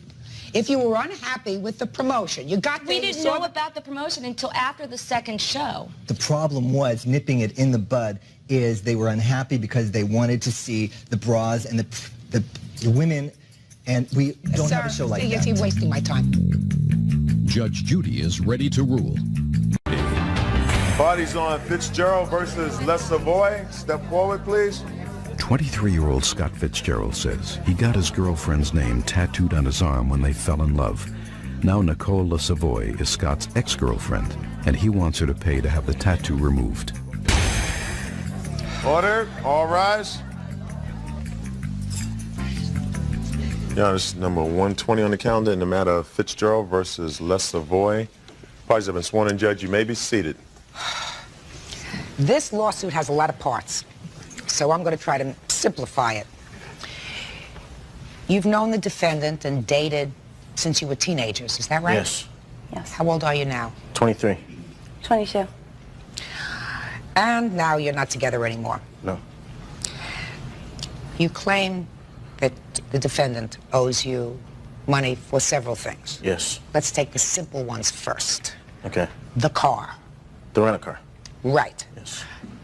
Tell me what she owes you for the rental car and how you came to lend her the money for this rental car. Okay, she owes me a total of $2,081.72. This came from charges on my credit card. She was in an accident. Her insurance didn't cover her rent-a-car. There was a dispute between who was at fault. The last I knew, it was still disputing. This happened, I believe, the end of November. Her parents wouldn't help her out with the car. Her dad has 2 cars, wouldn't loan her one. She had to get to work, other things. And you put it on your credit card? I told her that I have a credit card that she can use. However, I had just bought a house and money was kind of tight, so I asked her that when the minimum payments came in, she would make those payments. She agreed, everything was fine. Went down there, left the card. Card had... Did she ever make payments on the car? Never. You owe him this money? Yes, I do. All right, you seem to acknowledge that you owe him this money in your answer. Yes. And that bill is $2,081.72. Yes. You acknowledge that that's the amount? Yes. You spent a lot of his money, so that's so far we have that amount. Let's keep tabs on this. Okay. The next thing you're suing her for is the damage caused to your property. Yes. Tell me about this damage, when it was caused, sir. Well, it's hard for me to think of the exact date that it started, so if I can go with this. We broke up in the beginning of March. Throughout the next about 2.5 months, we were talking, trying to work things out. There was times where she didn't want anything to do with me. There was times where I didn't want anything to do with her. We would start to argue and get upset. It always happened at my house, the conversations, and you know, when I would be done with it and I would ask her to leave, I would tell her to leave. She wouldn't leave. I would begin to get stronger with telling her to leave. There was many nights where I would lock her out of my house because I didn't want to talk to her anymore. She would kick my door in, my front door, kick the panels through. She became very insultive to my roommates. Every time she would leave, she would run through my wrought iron gate and slam it so hard that it would bend through past the stopping point. There was one night where her and I were supposed to go to the lake early in the morning. We began fighting throughout that evening. And when I say early in the morning, we were leaving at 5 to meet with a friend. At about 3 o'clock, we started arguing, fighting. I told her, look, you're not going to go with me to the lake today. I'm going. Let's cool off. She didn't like that, wouldn't let me leave. She became physically abusive, would not letting me leave. I managed to make it into my car by tricking her, going around to the passenger side, crawling over. As I'm doing this, she's standing there kicking my car door. Then I go to leave, drive about 2.5 miles to my friend's house that I was meeting at 5. She follows me the whole way, stops in the gas station behind me. More abuse, more insults. I just get in my car and take off, spilling gas all over the back of my car. I get to my friend's house. She follows me up that driveway. It's about 5:15 in the morning, might even have been earlier. She's yelling, waking up his neighbors. His neighbors are reaching out their window, asking us to keep it down. I finally agree because I feel really bad that it's in my friend's house and my friend's neighbors are getting upset. I go out to the street with her. I'm talking with her. Finally, she leaves. There's been many cases. She's insulted my roommates, called... I'm not interested in her insulting your roommates. Okay. I'm not even interested in her insulting Okay, you. You're not going to get compensated for it, sir. Right. And the fact is that you told me that she was invited over to your house frequently, and each time you said she came over, she slammed the wrought iron gate. Then, well, if she kept doing that, then you stop inviting her over. You didn't expect me to... It was... I understand. You didn't expect her to pay for that. No, I don't. And you That didn't was expect my her to pay for foolishness. Of course it was. However, what I do expect her to Then let's cut to the chase. Okay. Because I have other things to do today. The main instance that I'm concerned with was there was 2 different times where she kicked in my door because I didn't want to talk to her, and I asked her to go home, and she wouldn't.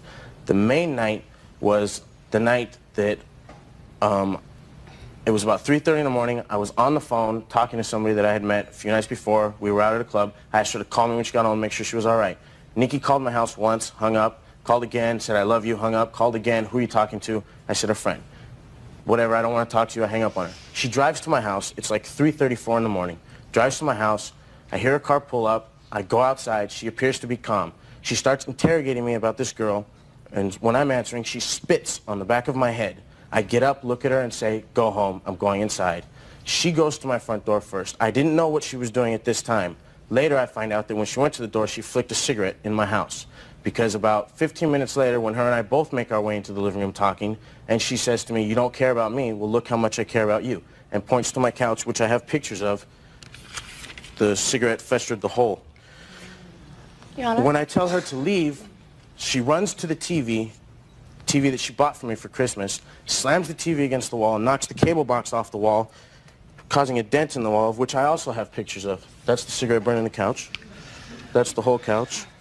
When she hears me talking on the phone with the police, she lunges at me, bites me on my arm, of which I also have pictures of. Would you like to also include that you were grabbing me and that a week before you had beat me? I have a police report to report that. Just a minute, that's not the truth of the matter is that may be relevant in some other proceeding, but it's not relevant to this proceeding. You're not suing for that.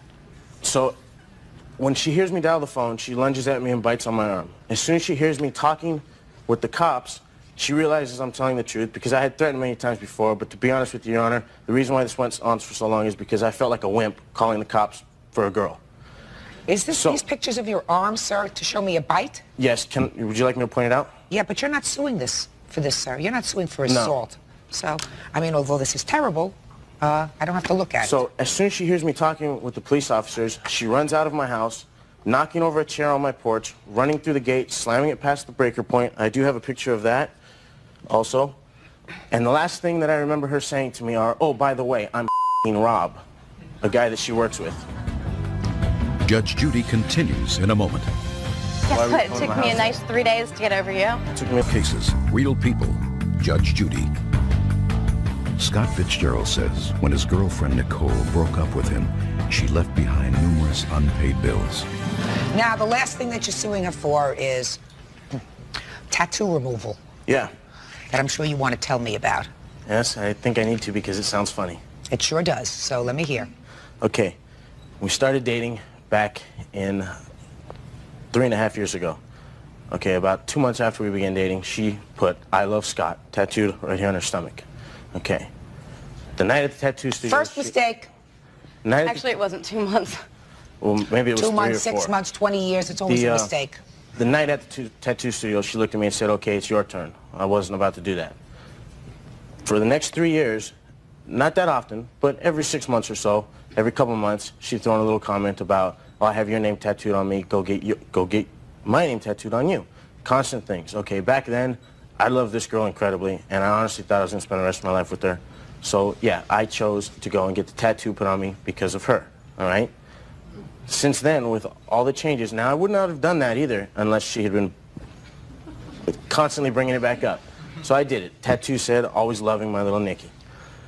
Always loving my little Nikki. Now, since her change in attitude caused my change in feelings about wanting to spend the rest of my life with her, it might sound ludicrous, Your Honor, but I can't help feeling that because of her change in feelings, it changed my change in feelings. I can't help but feeling that she's partly responsible for having that tattoo removed.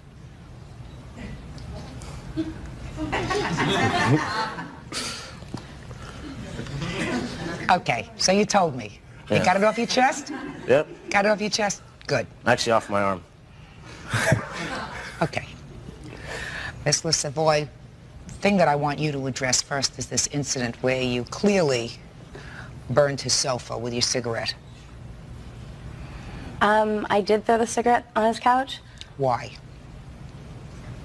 It's 3:30 in the morning. You call your old boyfriend. You find him on the phone with somebody else. You're annoyed. You get into your car, 3:30 in the morning. Big mistake. First mistake was the tattoo you put on yourself. I'm sure there were others in between, but you were angry, you got into your car, and you went over there.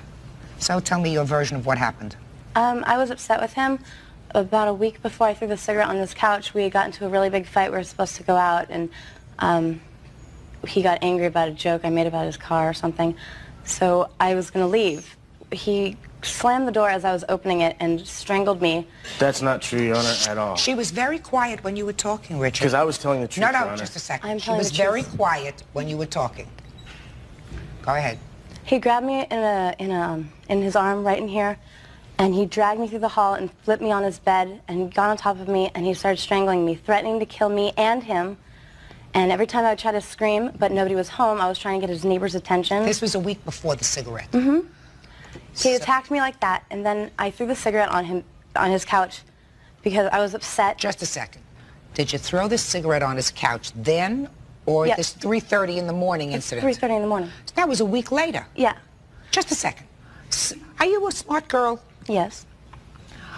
A guy grabs you, puts you in a chokehold, assaults you, and according to you, a week later, you went to his house at 3:30 in the morning. Does that sound stupid? Yeah. So you got there 3:30 in the morning, and what did you do? Well, we were trying to work things out, and he said that he was just apologizing, and he wanted us to get back together. And then that night that he tells me he's on the phone with some girl, yeah, it really upset me. So I went over there, and I shouldn't have. He apologized for what happened a week before, and then you found that he was on the phone with somebody else. So you damaged his sofa, right? Yeah, but he's making a much bigger deal out of it. It's not like his friends haven't destroyed it anyway. Well, I mean, I it's know not, I made a hole in his couch. it doesn't look like it came from some boutique collection in the most expensive And sofa store. stains can be cleaned off. You may just have to live with this little cigarette hole in your sofa, sir, and the tattoo on your arm. Do you understand? This was a long-term relationship. It clearly has ended, I assume. Yes. Now, not very difficult. You have a countersuit. Your countersuit is for all your belongings that are at his house. You say he refuses to give you his belongings. Have you gotten them back? No. What do you have at his house? I have all my dishes, all my furniture, like 10 boxes of personal belongings, books, clothes, a dresser, And you basically everything acknowledge I that have. all that is in your house, sir? Yes. I've been living for 6 months without anything, no furniture, nothing. All right. I can't make a meal at home, nothing. And he says that we have an agreement, which is not even true. He did not tell me that he was going to keep my things in order till I paid him back. He did not ever say that. He said that when he got upset with me one day. All right. Well, when you're in love, everything is wonderful. When you break up, nothing is wonderful. Judge Judy continues in a moment. You said you were going to give me my as soon as I had a place. You are so... Not true. Oh, my God. I don't even believe I went out with you. You are such... This is Real People, Judge Judy. Scott Fitzgerald says when his girlfriend Nicole broke up with him, she left behind numerous unpaid bills. You clearly owed him $2,081.72, an amount that you acknowledge was put on his credit card, and it was a loan, right? Mm-hmm. So you have to pay him that. As far as the damage, sir, all the damage and all the things that you told me she broke, deal with it. Deal with it. The relationship is over, and the only damage that I saw, quite frankly, is a cigarette hole to a very old, battered sofa. Now, You can have it mended. You can turn over the cushion. You can do a lot of things so that you don't have to look at it. I'm certainly not giving you $500 to $1,000 for a new sofa. If you want $25 to have a weaver come in to see if they can fix up the hole, I would consider that. But as far as $500 to $1,000 for a new sofa, forget about it. And as far as having your tattoo removed, that's your stupidity. Again, you deal with it. Now, let's get to her things. One more thing on that note, Your Honor, please. The car door, have you addressed that? I have an estimate for that. Did you bang in his car door? She kicked it in. Did you kick in his car door? Yeah. Why? Because he was being a jerk like he always is. Give me the estimate.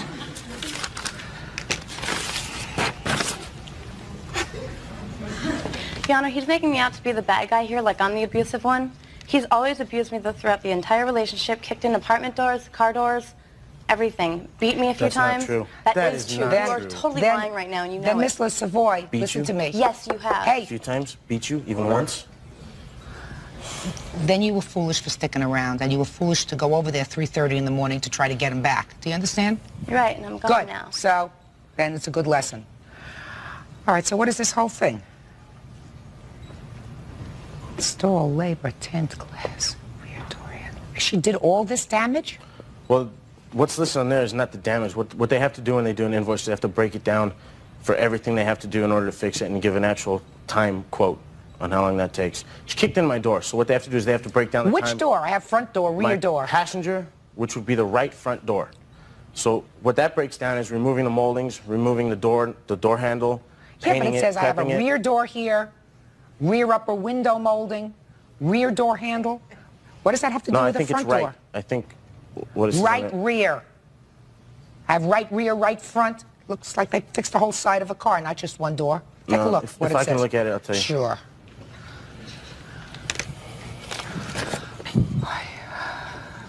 What that is that says refinish and blend, because there's going to be new paint on that one door. It's not an old car, Your Honor. It's a 92 Ford Explorer, and I don't plan to keep it forever. When I go to sell it, they're going to see that that door's been repainted, and I'm not going to get as much money for it. Why do I have to lose that? So what they have to do is they have to blend the paint on the back door, since it's next to it, as well as the paint on the front fender. All right, let me see it. It says over here on the second column under labor type, it says refinish and blend. Okay. Temper. Okay. When could she have all of her property? As soon as I get my money. Judge Judy is ready to rule. Okay.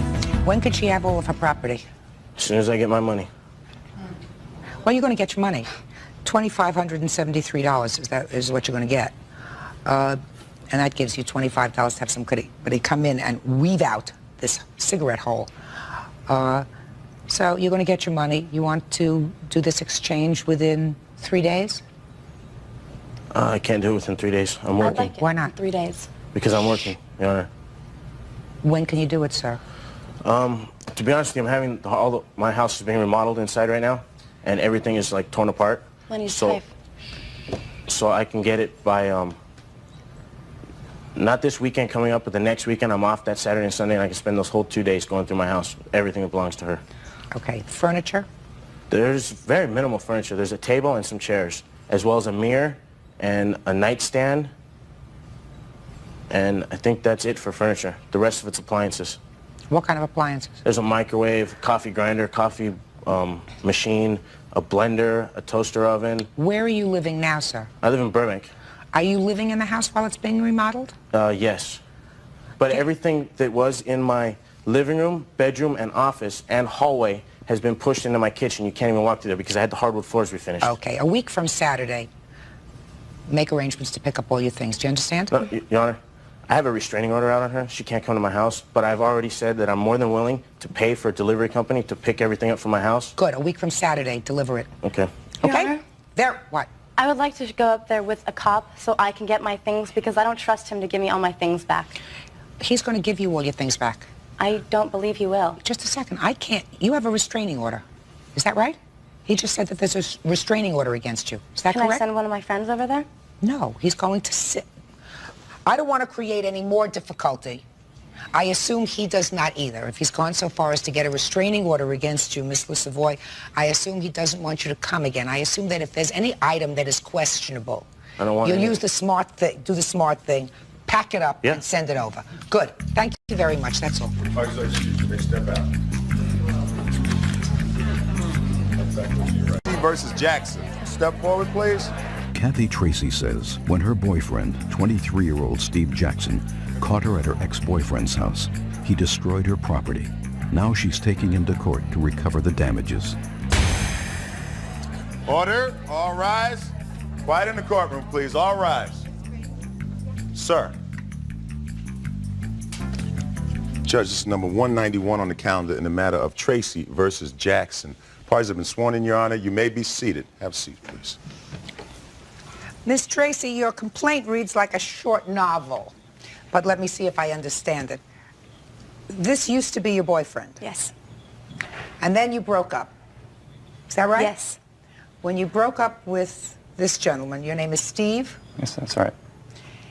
You became involved with someone by the name of? Greg Schwartz. Greg. Then you moved in with Greg and that didn't work out, correct? Correct. Then you got back together with? Steve. Steve. Mm-hmm. And moved some of your furniture into his apartment. Correct. Pick it up from there. I moved my furniture into his house because I needed a place to store it. Steve offered his house to store it with no problem. So I... Well, just a second. You not only moved your furniture into the house, am I correct that you moved yourself into the house? No, I did not. Just your furniture? Correct. So you didn't stay at his house at all? I did stay at his house, but not permanently. I used his house for storage of my furniture. I lived with my grandparents at their home. Okay. So you weren't dating him at that point when you moved your furniture back into the house? Yes, I did. Yes, we were. So you were? You had renewed your relationship with him? Correct. Okay. Go ahead.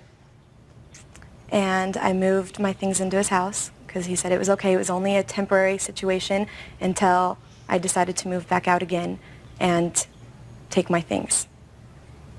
And after spending a few months with him, we both realized that our relationship wasn't working out, and I broke it off with him. He became upset and angry and destroyed my furniture and belongings. What furniture did he destroy, Tracy? I have estimates and pictures. Just tell me. My couches, my bed, my VCR. I brought my VCR here for you to see. My comforter, my lamps. There's a garage door involved here, but that's later. My dining room table and my patio furniture. And... Okay. Did you get any of your things back? Yes, I recovered damaged property as well as what wasn't damaged. What wasn't damaged? My desk, and I would have to say that's about it. Mr. Jackson. Yes. Now, I read your answer. Mm-hmm. Am I correct, sir, that you do not deny destroying this furniture? That's correct. Okay, let's start with why you destroyed it. Okay, the first thing why is because she did not call it off. What actually happened was I found out that she was doing something behind my back with the same gentleman that we moved the furniture out of, his house. So you found out, according to you, that the plaintiff, Miss Tracy, was seeing Mr. Schwartz again. That's right. And that made you? Upset, angry. That happened in June of '97. It was found out on June 20th. I confronted her about it. She lied time and time again, even though I knew that I saw her car at his house. I left a note on her car. I'm sure she didn't bring that with her today. So you found her car in front of his house. What were you doing in front of his house? Driving by to work. You didn't have to go out of your way in order to do not that? At all. Excuse me, Your Honor, I have to... Just a second. I'll get back to you. So you left a note on her car? Right. Saying that caught you, something like that? Basically. All right. But that wasn't enough. Then you got very angry. No, actually after that, I confronted her about it. After a couple days of lying to me, she finally admitted it. And then we were still talking with each other about it. I can't really say if we were together or not. And about a month after that, I was just upset one night and got sick of seeing the stuff that she gave me at my house. Had the dining room table in my dining area and got upset and just didn't want it anymore. And that's why I destroyed it. I did not want to see it anymore. I didn't want it in my house anymore. I didn't want to have anything to do with her anymore. Tell me how you destroyed it. Some of the chairs that were broken were kind of already broken because they were, like, if you step on the chair or if you rest your foot on one of the wooden rests. I mean, did you pick up the furniture and fling it and hit it? All right, so you destroyed it. Yeah. Wasn't just the dining room table and It was chairs. a dining room table and chairs, a couch. How did you destroy the couch? Threw it off my balcony. Because it was up in my bedroom, because she gave me some of the furniture. We'll get to the giving, because that's your defense to this action. You say she gave you all this furniture. Right. And therefore it was yours to destroy. Tell me how she gave you the furniture, Mr. Jackson. In March, the middle of March of this year, 97, we were together. She came over to my house one day, found out that her ex-boyfriend was cheating on her. This same Mr. Schwartz. Found out he was cheating on her, got really mad, decided to go to his condo where she had her furniture, and I offered to help move the stuff out along with two of my roommates, who we all have trucks, so we decided to go over there. And one day we moved all the stuff out of the garage, out of the townhouse. And I asked her, where do you want to put this? She said, well, I don't even want this stuff. Why don't you want it? It reminds me of him. And I go, well, if you don't want it, then, you know, what are you going to do with it? She said, do you want to take it? I go, I don't want all this stuff. Had couches, a table, lamp, and some personal items, kitchenware and a mattress, Christmas ornaments. I go, I don't want all this stuff. But the stuff that I can use, fine, I'll take. Dining room table, a couple couches, a lamp, and that's it. Everything else went in my garage. What about the VCR over there that's got a big dent in it? That was not for me. I don't know how she can justify me doing that. She had the VCR. She had it in my house, but I did not touch her VCR. You mean when you were destroying all the other stuff, you didn't just happen, one of the couches or the dining room table and chairs or something didn't plop itself on that VCR? I didn't walk into the closet and look for a VCR just to destroy. She didn't have her stuff out in my house. She had I understand that. Somebody destroyed that. I don't know who. You were in a rage. Is that a fair statement, That could be a good statement, yeah. Judge Judy continues in a moment. Steve couldn't handle the fact that I didn't want to be with him anymore. He was drunk. And he was drunk. But, I mean, it's apparent that he has a drinking problem. Real cases, real people. Judge Judy. Steve Jackson admits he flew into a rage when he found out his girlfriend, Kathy Tracy, was spending time with her ex-boyfriend. But he says the property he destroyed belonged to him, and Tracy has no grounds for this lawsuit. Mr. Jackson, I find it difficult. She says that she just stored her stuff at your house while she was looking for another place. I don't think that you develop a sentimental attachment for furniture that reminds you of another boyfriend. That doesn't make sense. Common sense suggests to me that a couch is a couch, and a dining room table and chairs is a dining room table and chairs. And just because an old boyfriend ate off of it or sat on it doesn't mean that you don't want to look at it anymore, sir. Because if she was dating you again, she was still going to look at the furniture, right? If it was in your house. And she was going to be looking at the same furniture that Schwartz sat on and ate off of. So why would she say, I don't want to look at it anymore, and then put it in a place where she have to look at it every single day? She said she didn't want it anymore. You mean she didn't want to possess it anymore? I'm just telling you what she said. When we moved it into my house, she said, I do not want this stuff. Your Honor. That sounds like nonsense. Yeah. Do I have any witnesses here? Yes. There are a lot of people on either side, but important witnesses. I don't want any nonsense witnesses because it's a busy day.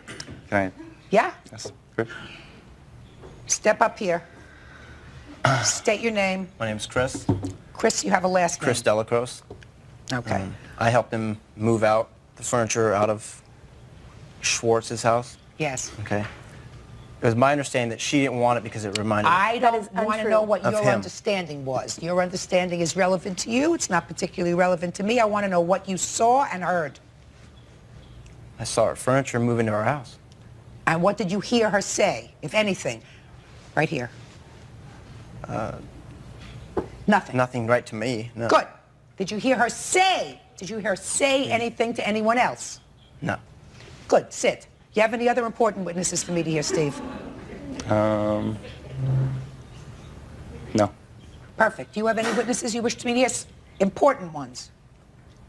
Yes, I do. I have Steve's former roommate who lived in the house with him before my furniture was moved in there, while it was moved in there, and after it was destroyed, and I took what was remaining of it. Step up here. State your name, please. Vanessa Williams. Miss Williams, did you ever have a conversation with Mr. Jackson about the furniture? Mm-hmm. Means a yes or a no? Yes, I did.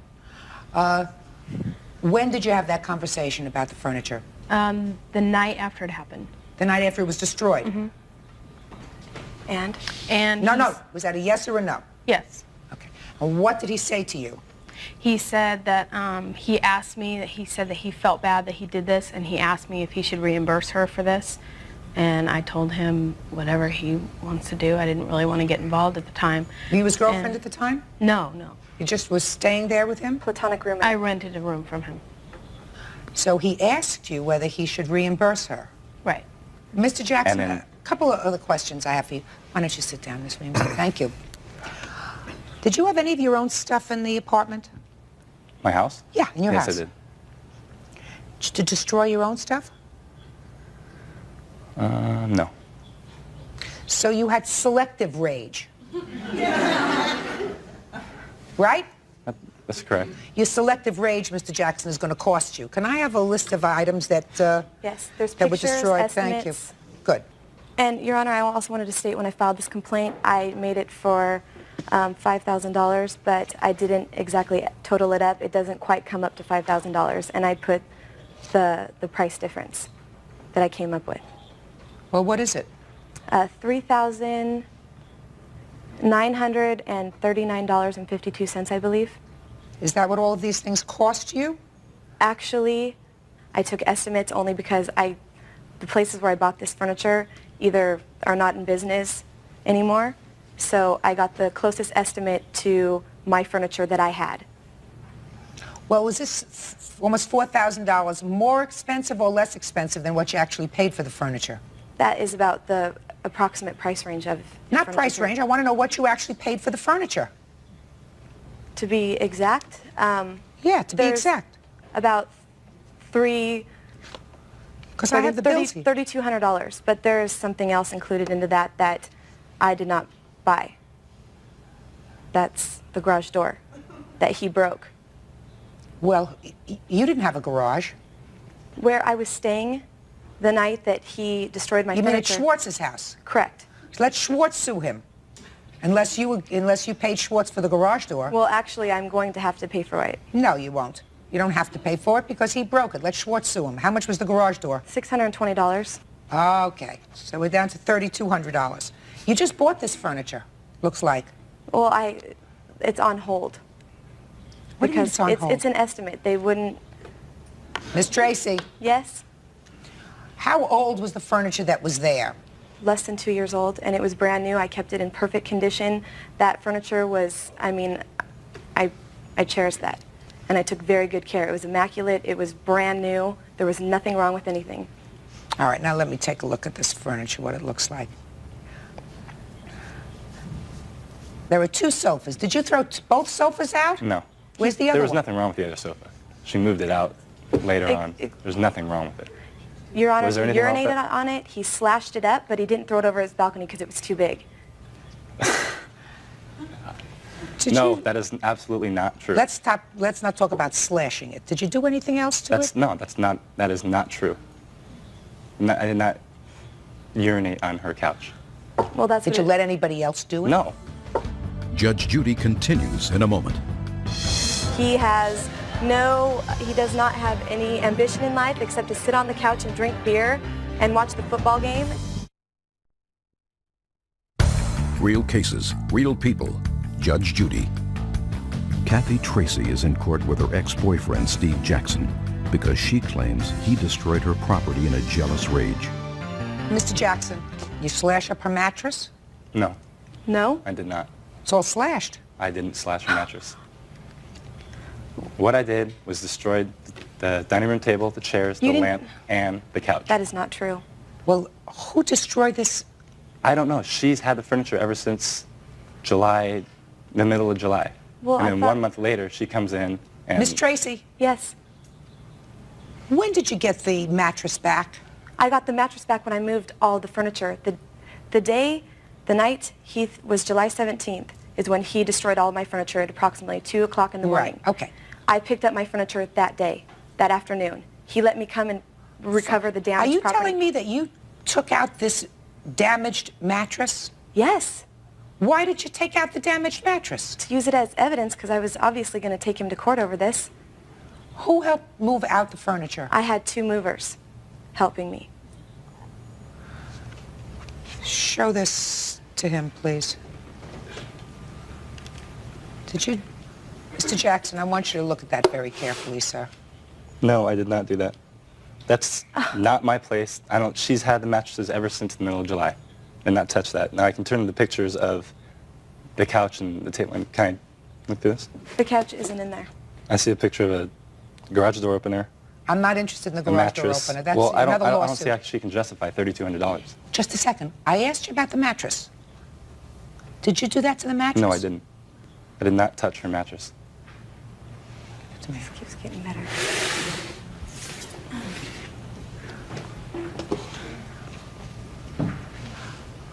Who are you? I'm Danielle Crockett. How do you know her? I've been her best friend for about 4 years. Best friend, did you see the furniture when it came back to her house No, after she moved it out? Did you? Who are you? I'm Nicole Halterman. Not that day. Actually, I had gone to Steve's house that night because I'm friends with his roommate, Vanessa. And I saw the furniture damaged. Did you see the mattress? Not the mattress, but everything else. She'd already taken the mattress out of the house. She took the mattress and the couches, but she left the table because it was in too many pieces to take. The patio furniture was in too many pieces to take, and the lamps. I saw those in his backyard. Looked like they had been thrown over the balcony. Okay, but the mattress she had taken, she didn't take any of the property that was destroyed, is that well, right? the table was in, like, toothpicks. Just answer my question. Okay. She didn't take any of the property that was destroyed. She left all the badly damaged property there. Is that what you're saying to me? She took, like, the VCR and the mattresses, all the other stuff that was destroyed. Just a second. Did you see her take the mattress out? No, because I was at work when she So did you that. don't know whether the mattress was destroyed or not? Well, Steve had admitted to me that he had destroyed it. Oh, did he? Yes, he did. What did he say? That night when I was at his house, he said that he felt really bad that he did it. Did what? Destroyed the couches, the mattresses, the table. He said the mattresses? Yes. Are you sure? Yes. He mentioned the mattresses, the table, he mentioned everything. Okay. Good. Judge Judy is ready to rule. Mr. Jackson, when you have a fit of temper, you have to pay. Understand? I assume that that's the comforter. Is that what that's doing here? Yes. Would you like to see All it? right. I just assumed that that's what it Your was. Honor. Not part of the new decor in the courtroom. When you have a fit of temper, you have to pay. And your story is a lot of who shot John with regard to her giving you the furniture that she gave you because she didn't want to look at it anymore because it had an emotional attachment to Mr. Schwartz. So it's going to cost you. It's not going to cost you in this lawsuit the garage door, because I don't want to hear about that. If you damaged Mr. Schwartz's garage door, he'll take that up with you at some other time. Ms. Tracy, I am awarding you $3,000 to replace the furniture. Judgment in this case is for the plaintiff in the amount of $3,000. That's all. Thank you, Your Parties are excused. You may step out. I'll back to you, Judge Judy continues in a moment. And on the... He's on Cooper versus Campbell. Step forward, please. Babysitter Carrie Cooper is suing Catherine Bennett Campbell for unpaid fees. But Catherine says Carrie neglected and humiliated her son by leaving him sitting in his soiled clothes for 2 hours.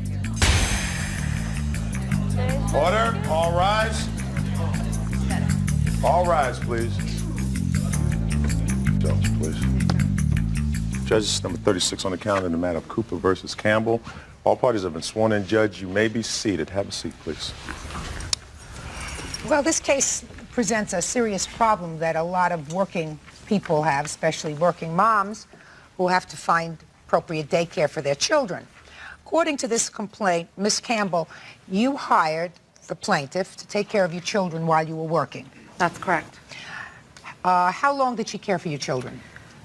I believe a little over 2 years. I'm not exactly sure. And how many children did she care for? She cared for 2 of my children.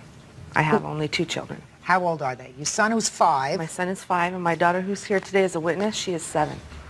And there came a time when you became dissatisfied with her service. According to your answer, terminated the service. But according to your complaint, she did not pay you for the last month. Is that correct? Correct. Which was $450. Correct. So, let me hear what happened. I provided a service to Mrs. Campbell for the month of April. There had been problems previously for months with her son having uncontrollable bowel movements, and I had suggested several times on occasion for her to have him evaluated, and she disregarded that. Oh, that's not true. Just a second. And you know it. According to these papers, Ms. Cooper, you were aware of the fact that her son had some serious problems. Right. What kind of problems does he have? My son is learning disabled. We believe he has ADHD, and also he's been diagnosed with stress-related seizure disorder. And according to your papers, he did have a couple of grand mal seizures. He's had 2 grand mal seizures. The first occurred the first day of preschool. The second occurred in Carrie Cooper's residence. And the ADHD is attention deficit hyperactivity attention deficit hyperactivity disorder. Correct.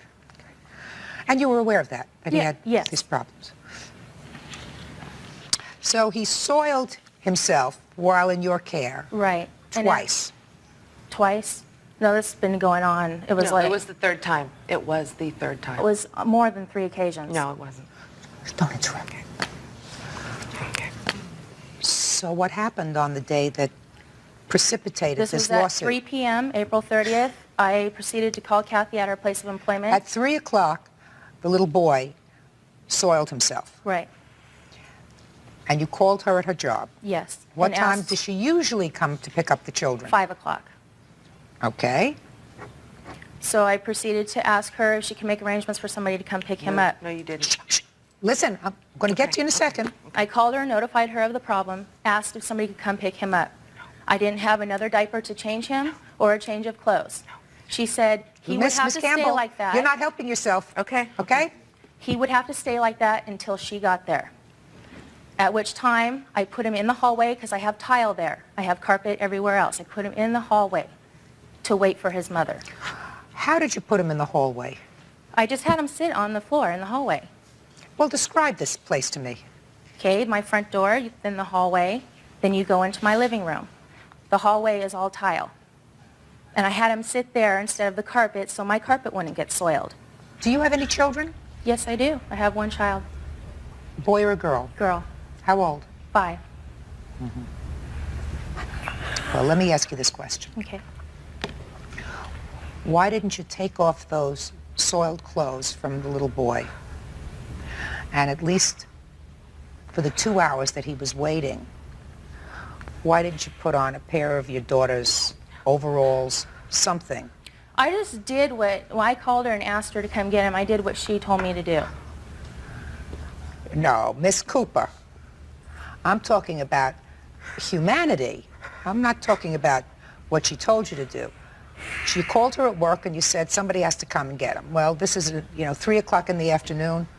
It's not easy on a moment's notice to get somebody to come over and pick up the boy.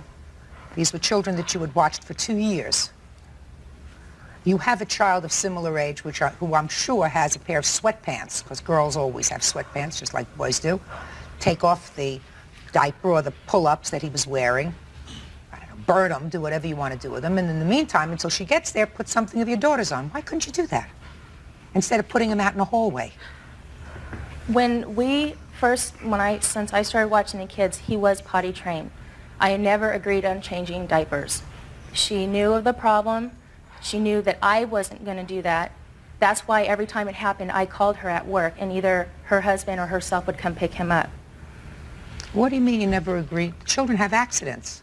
I understand that. And you mean if a child has an accident, you don't take care of that? Yes, I do. Well, and so what was the problem here?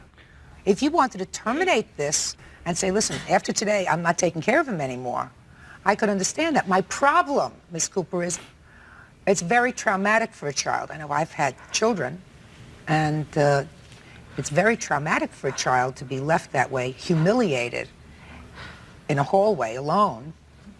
A 5-year-old understands, has the cognitive ability to understand what you're doing. It seems to me there's a certain lack of humanity in not taking care of the problem and then saying, at the end of the day, Miss Campbell, I can't, I won't, I don't want to take care of your children anymore because this is a problem that I don't want to have to deal with. I had told her that 2 weeks prior to that. But still, you continue to take care of the children, right? Right. But you can say, I'm not going to do it anymore without taking it out on the child. The child is the one who's traumatized.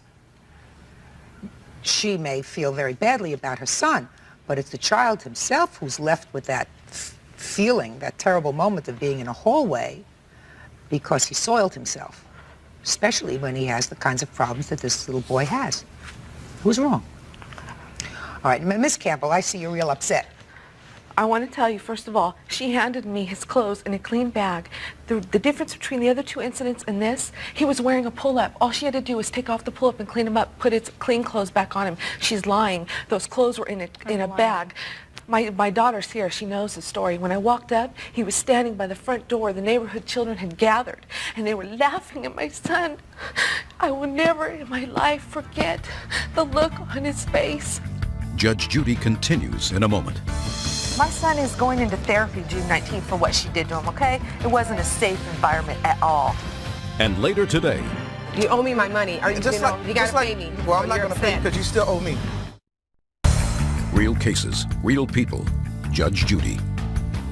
Catherine Bennett Campbell says her babysitter, Carrie Cooper, neglected her 5-year-old son, and so she refuses to pay the fee. He was standing in the hallway like she said, but you could see him. I could see him in the corner with his head down. When he came out to me, his pull-up had been on him for 2 hours. It was sagging. He had only a t-shirt on. She had just bagged up his clean clothes because she simply did not want to deal with the situation. Those weren't clean clothes. They were clean clothes. Sir. I'm sorry, Your Honor. I had to say something. Well, then you step up here. You want to come up here and say something? I'll hear you. They were not... They were soiled clothes from days before. Miss Campbell, why don't you say anything? She doesn't bring diapers. She had bring clothes before, but they had been soiled in prior. That's why they were in a plastic bag. What's your name, sir? I'm Tom. Tom what? DeLeo. Mr. DeLeo. You were home when this happened? Yes. You have children, sir? Yeah, her daughter's my daughter. You know how protective people are of their children? Yes, I do. Miss Campbell is protective of her child. You are particularly protective of a child who has a disability. We were protective of her kids, too. No, Mr. DeLeo. You're not protective of a child, sir, if you don't take care of that child. Well, it's not in the same way that you would take care of your own child, and you would not leave your daughter in that situation. And if you would not leave your daughter in that situation, you don't leave a child entrusted to your care in that situation. I want to say, when she made that phone call to me, if I had known that my son was going to go through this, you better believe I would have picked him up. I never intended for this to happen to him. Had you always paid her on time? Yes. Yes, ma'am, I did. And you paid her at the end of the month? Yes. For the preceding month? Correct. Now, you know that she took care of, by the way, did you report this incident? Yes, I filed a police report, which I have a copy. Tom DeLeo is also involved. I want to explain to you this. When my children got into the car, both of them at the same time told me, Mommy, Tom hit Josh in the head. Tom hit Josh in the head. Then Josh told me, no, you know what? Jenna's going to tell you. Then Josh told me his feet hurt, and that's when I asked him, were you in the corner all this time? And Josh said yes. I have filed reports with community care licensing. I have filed a police report. I have filed a police report. Child Abuse Registry is currently investigating that. Anaheim Police is awaiting their report. Okay, well, that's a good idea. What's your name? Jenna. Jenna. Jenna? Is your name Jenna? I have a little granddaughter whose name is Jenna. She's 2.5. Jenna, would you like to come up here and talk to me for a minute?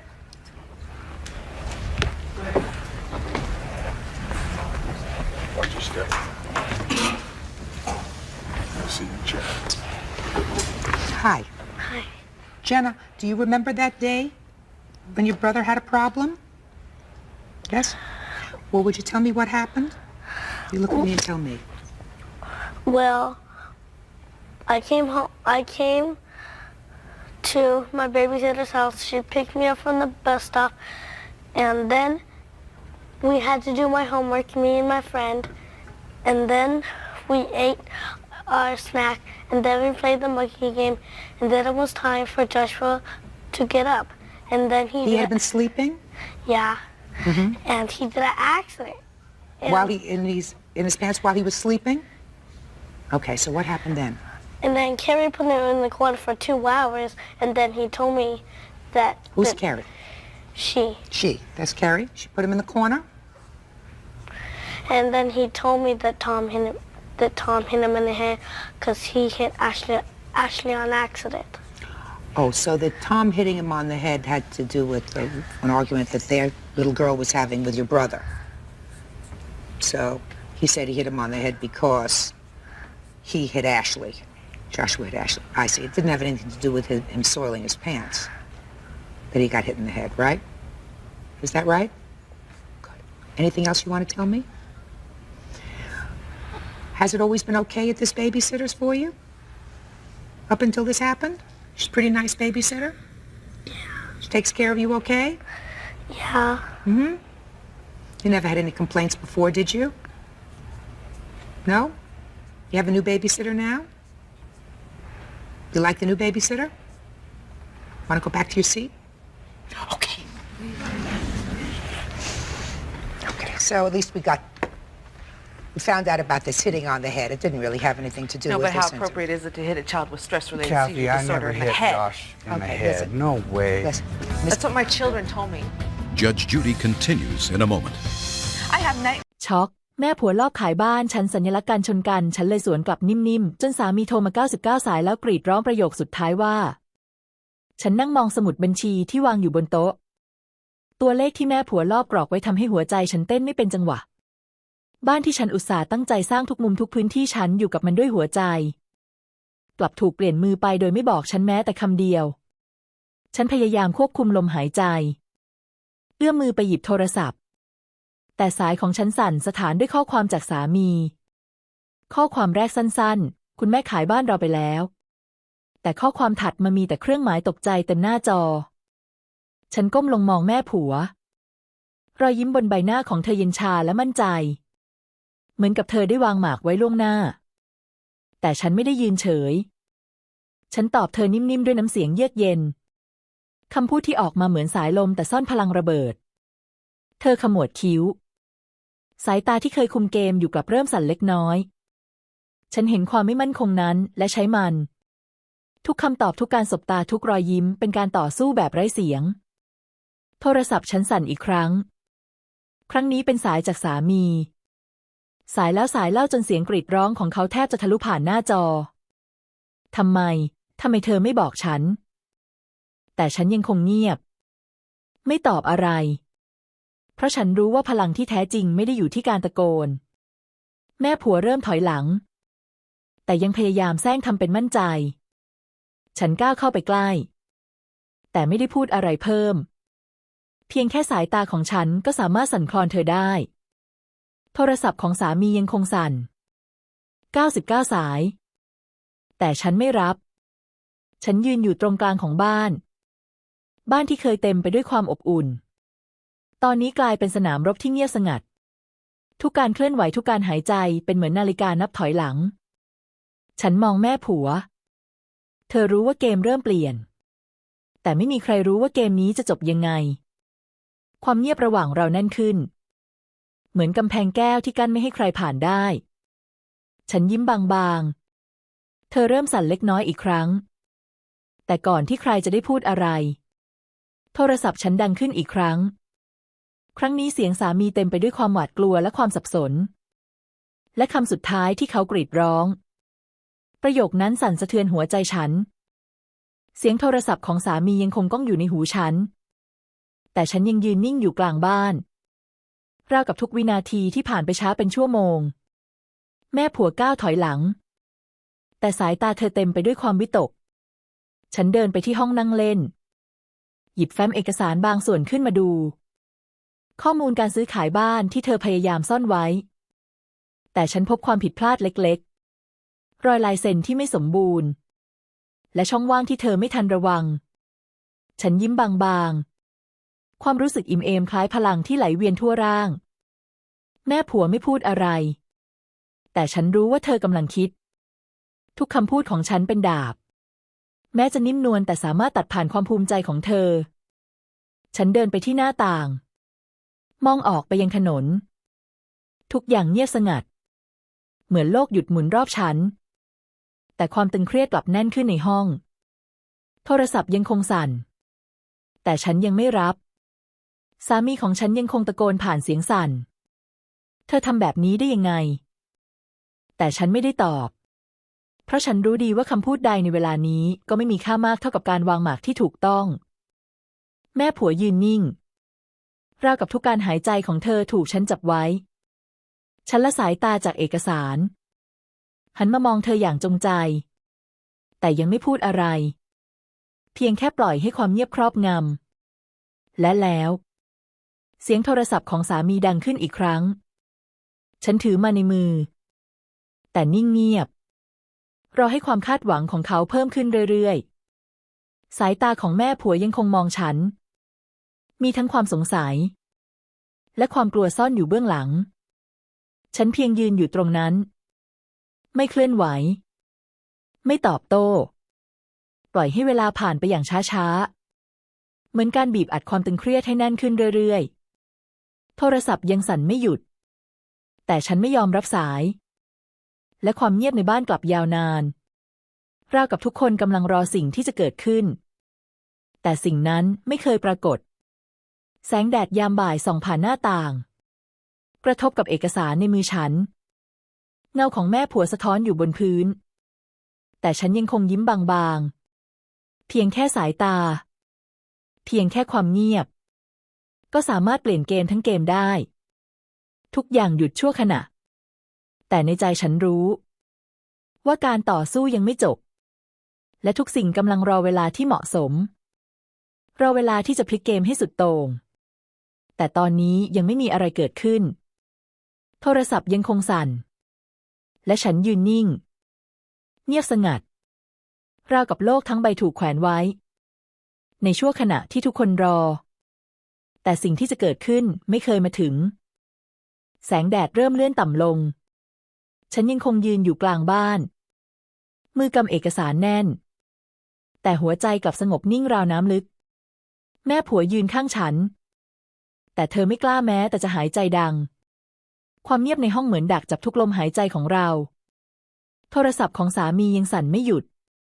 แต่ฉันไม่ได้สนใจฉันเดินช้าๆไปยังโต๊ะกาแฟวางเอกสารลงสัมผัสผิวไม้เย็นใต้ฝ่ามือรู้สึกถึงความมั่นคงและพลังที่ฉันมีอยู่เพียงลำพังแม่ผัวยืนมองดวงตาเต็มไปด้วยความสงสัยและความวิตกแต่ฉันไม่พูดอะไรเพียงแค่รอให้ความคาดหวังค่อยๆกัดกินเธอเหมือนนาฬิกาที่ติ๊กไปเรื่อยๆแต่เข็มไม่เคลื่อนไหวฉันเดินไปยังหน้าต่างอีกครั้งมองลงไปที่ถนนไม่มีใครผ่านมาโลกภายนอกสงบเงียบแต่ความตึงเครียดภายในบ้านแน่นขึ้นเรื่อยๆเหมือนอากาศหนาทึบที่ไม่อาจเคลื่อนไหวแม่ผัวขยับตัวเล็กน้อยแต่ฉันแค่จับสายตาเธอทำให้เธอยืนนิ่งราวกับทุกการเคลื่อนไหวต้องผ่านความยินยอมของฉันโทรศัพท์สั่นอีกครั้งแต่ฉันยังคงปล่อยให้มันสั่นเสียงสามีเต็มไปด้วยความสับสนและความหวาดกลัวราวกับเขากำลังมองอะไรที่ไม่เข้าใจ แต่ฉันยังคงนิ่งปล่อยให้เวลาลากยาวเหมือนผูกทุกคนไว้กับความคาดหวังที่ไม่มีวันเกิดฉันมองไปที่เอกสารอีกครั้งรอยเซ็นและข้อมูลการซื้อขายทุกอย่างเรียบร้อยในสายตาฉันแต่ยังคงปล่อยให้แม่ผัวไม่มั่นใจเหมือนแมลงที่ติดอยู่ในแก้วฉันเดินกลับไปกลางห้องหยุดยืนนิ่งไม่พูดอะไรความเงียบกลับแน่นขึ้นจนทุกคนรู้สึกถึงมันแต่ก็ไม่มีอะไรเกิดขึ้นไม่มีคำตอบไม่มีเสียงมีเพียงความเงียบที่เต็มไปด้วยความรอคอยและฉันยืนตรงนั้นปล่อยให้โลกภายนอกและความคาดหวังของทุกคนถูกดึงเข้าสู่ความเงียบที่ไม่มีวันคลายออกทุกอย่างหยุดชั่วขณะแต่สิ่งที่จะเกิดขึ้นยังคงไม่มาถึงฉันยืนกลางบ้านแสงแดดยามเย็นส่องลอดเข้ามาเป็นเส้นแสงบางๆฝุ่นละอองลอยอยู่ในอากาศแต่ความสนใจของฉันกลับอยู่ที่แม่ผัวเธอยืนเงียบสายตาของเธอสับสนและหวาดกลัวแต่ฉันไม่รีบร้อนทุกก้าวทุกการหายใจทุกสายตาคือการคุมเกมโดยไม่ต้องใช้คำพูดโทรศัพท์ยังสั่นไม่หยุดแต่ฉันปล่อยให้มันสั่นเสียงตะโกนของสามีทะลุผ่านหน้าจอแต่ฉันยังนิ่งราวกับเวลาในห้องนี้ถูกดึงออกจากโลกภายนอกทุกสิ่งช้าลงแต่ความตึงเครียดเพิ่มขึ้นเรื่อยๆฉันเดินไปที่ประตูห้องครัวหยุดหันไปมองแม่ผัวรอยยิ้มบางๆปรากฏขึ้นบนใบหน้าของฉันไม่ใช่รอยยิ้มของความสุขแต่เป็นรอยยิ้มของการรอคอยให้เธอเริ่มสั่นสะท้านจากความสงสัยแม่ผัวยืนสั่นเล็กน้อยแต่ยังคงไม่กล้าเอ่ยคำพูดความเงียบระหว่างเรากลายเป็นผนังสูงผนังที่ไม่มีใครสามารถผ่านได้ฉันละสายตาจากเธอเดินไปที่โต๊ะรับแขกหยิบเอกสารขึ้นมาพลิกเบาๆเสียงกระดาษขยับเบาๆทำให้หัวใจฉันเต้นแรงแต่ไม่มีใครกล้าพูดอะไรฉันมองออกไปนอกหน้าต่างถนนว่างเปล่าโลกภายนอกเหมือนไม่มีอะไรเกิดขึ้นแต่ในบ้านหลังนี้ทุกวินาทีเต็มไปด้วยแรงดึงดูดของความคาดหวังและทุกคนรอสิ่งที่จะเกิดขึ้นแต่สิ่งนั้นไม่เคยปรากฏฉันเดินกลับไปกลางห้องยืนนิ่งอีกครั้ง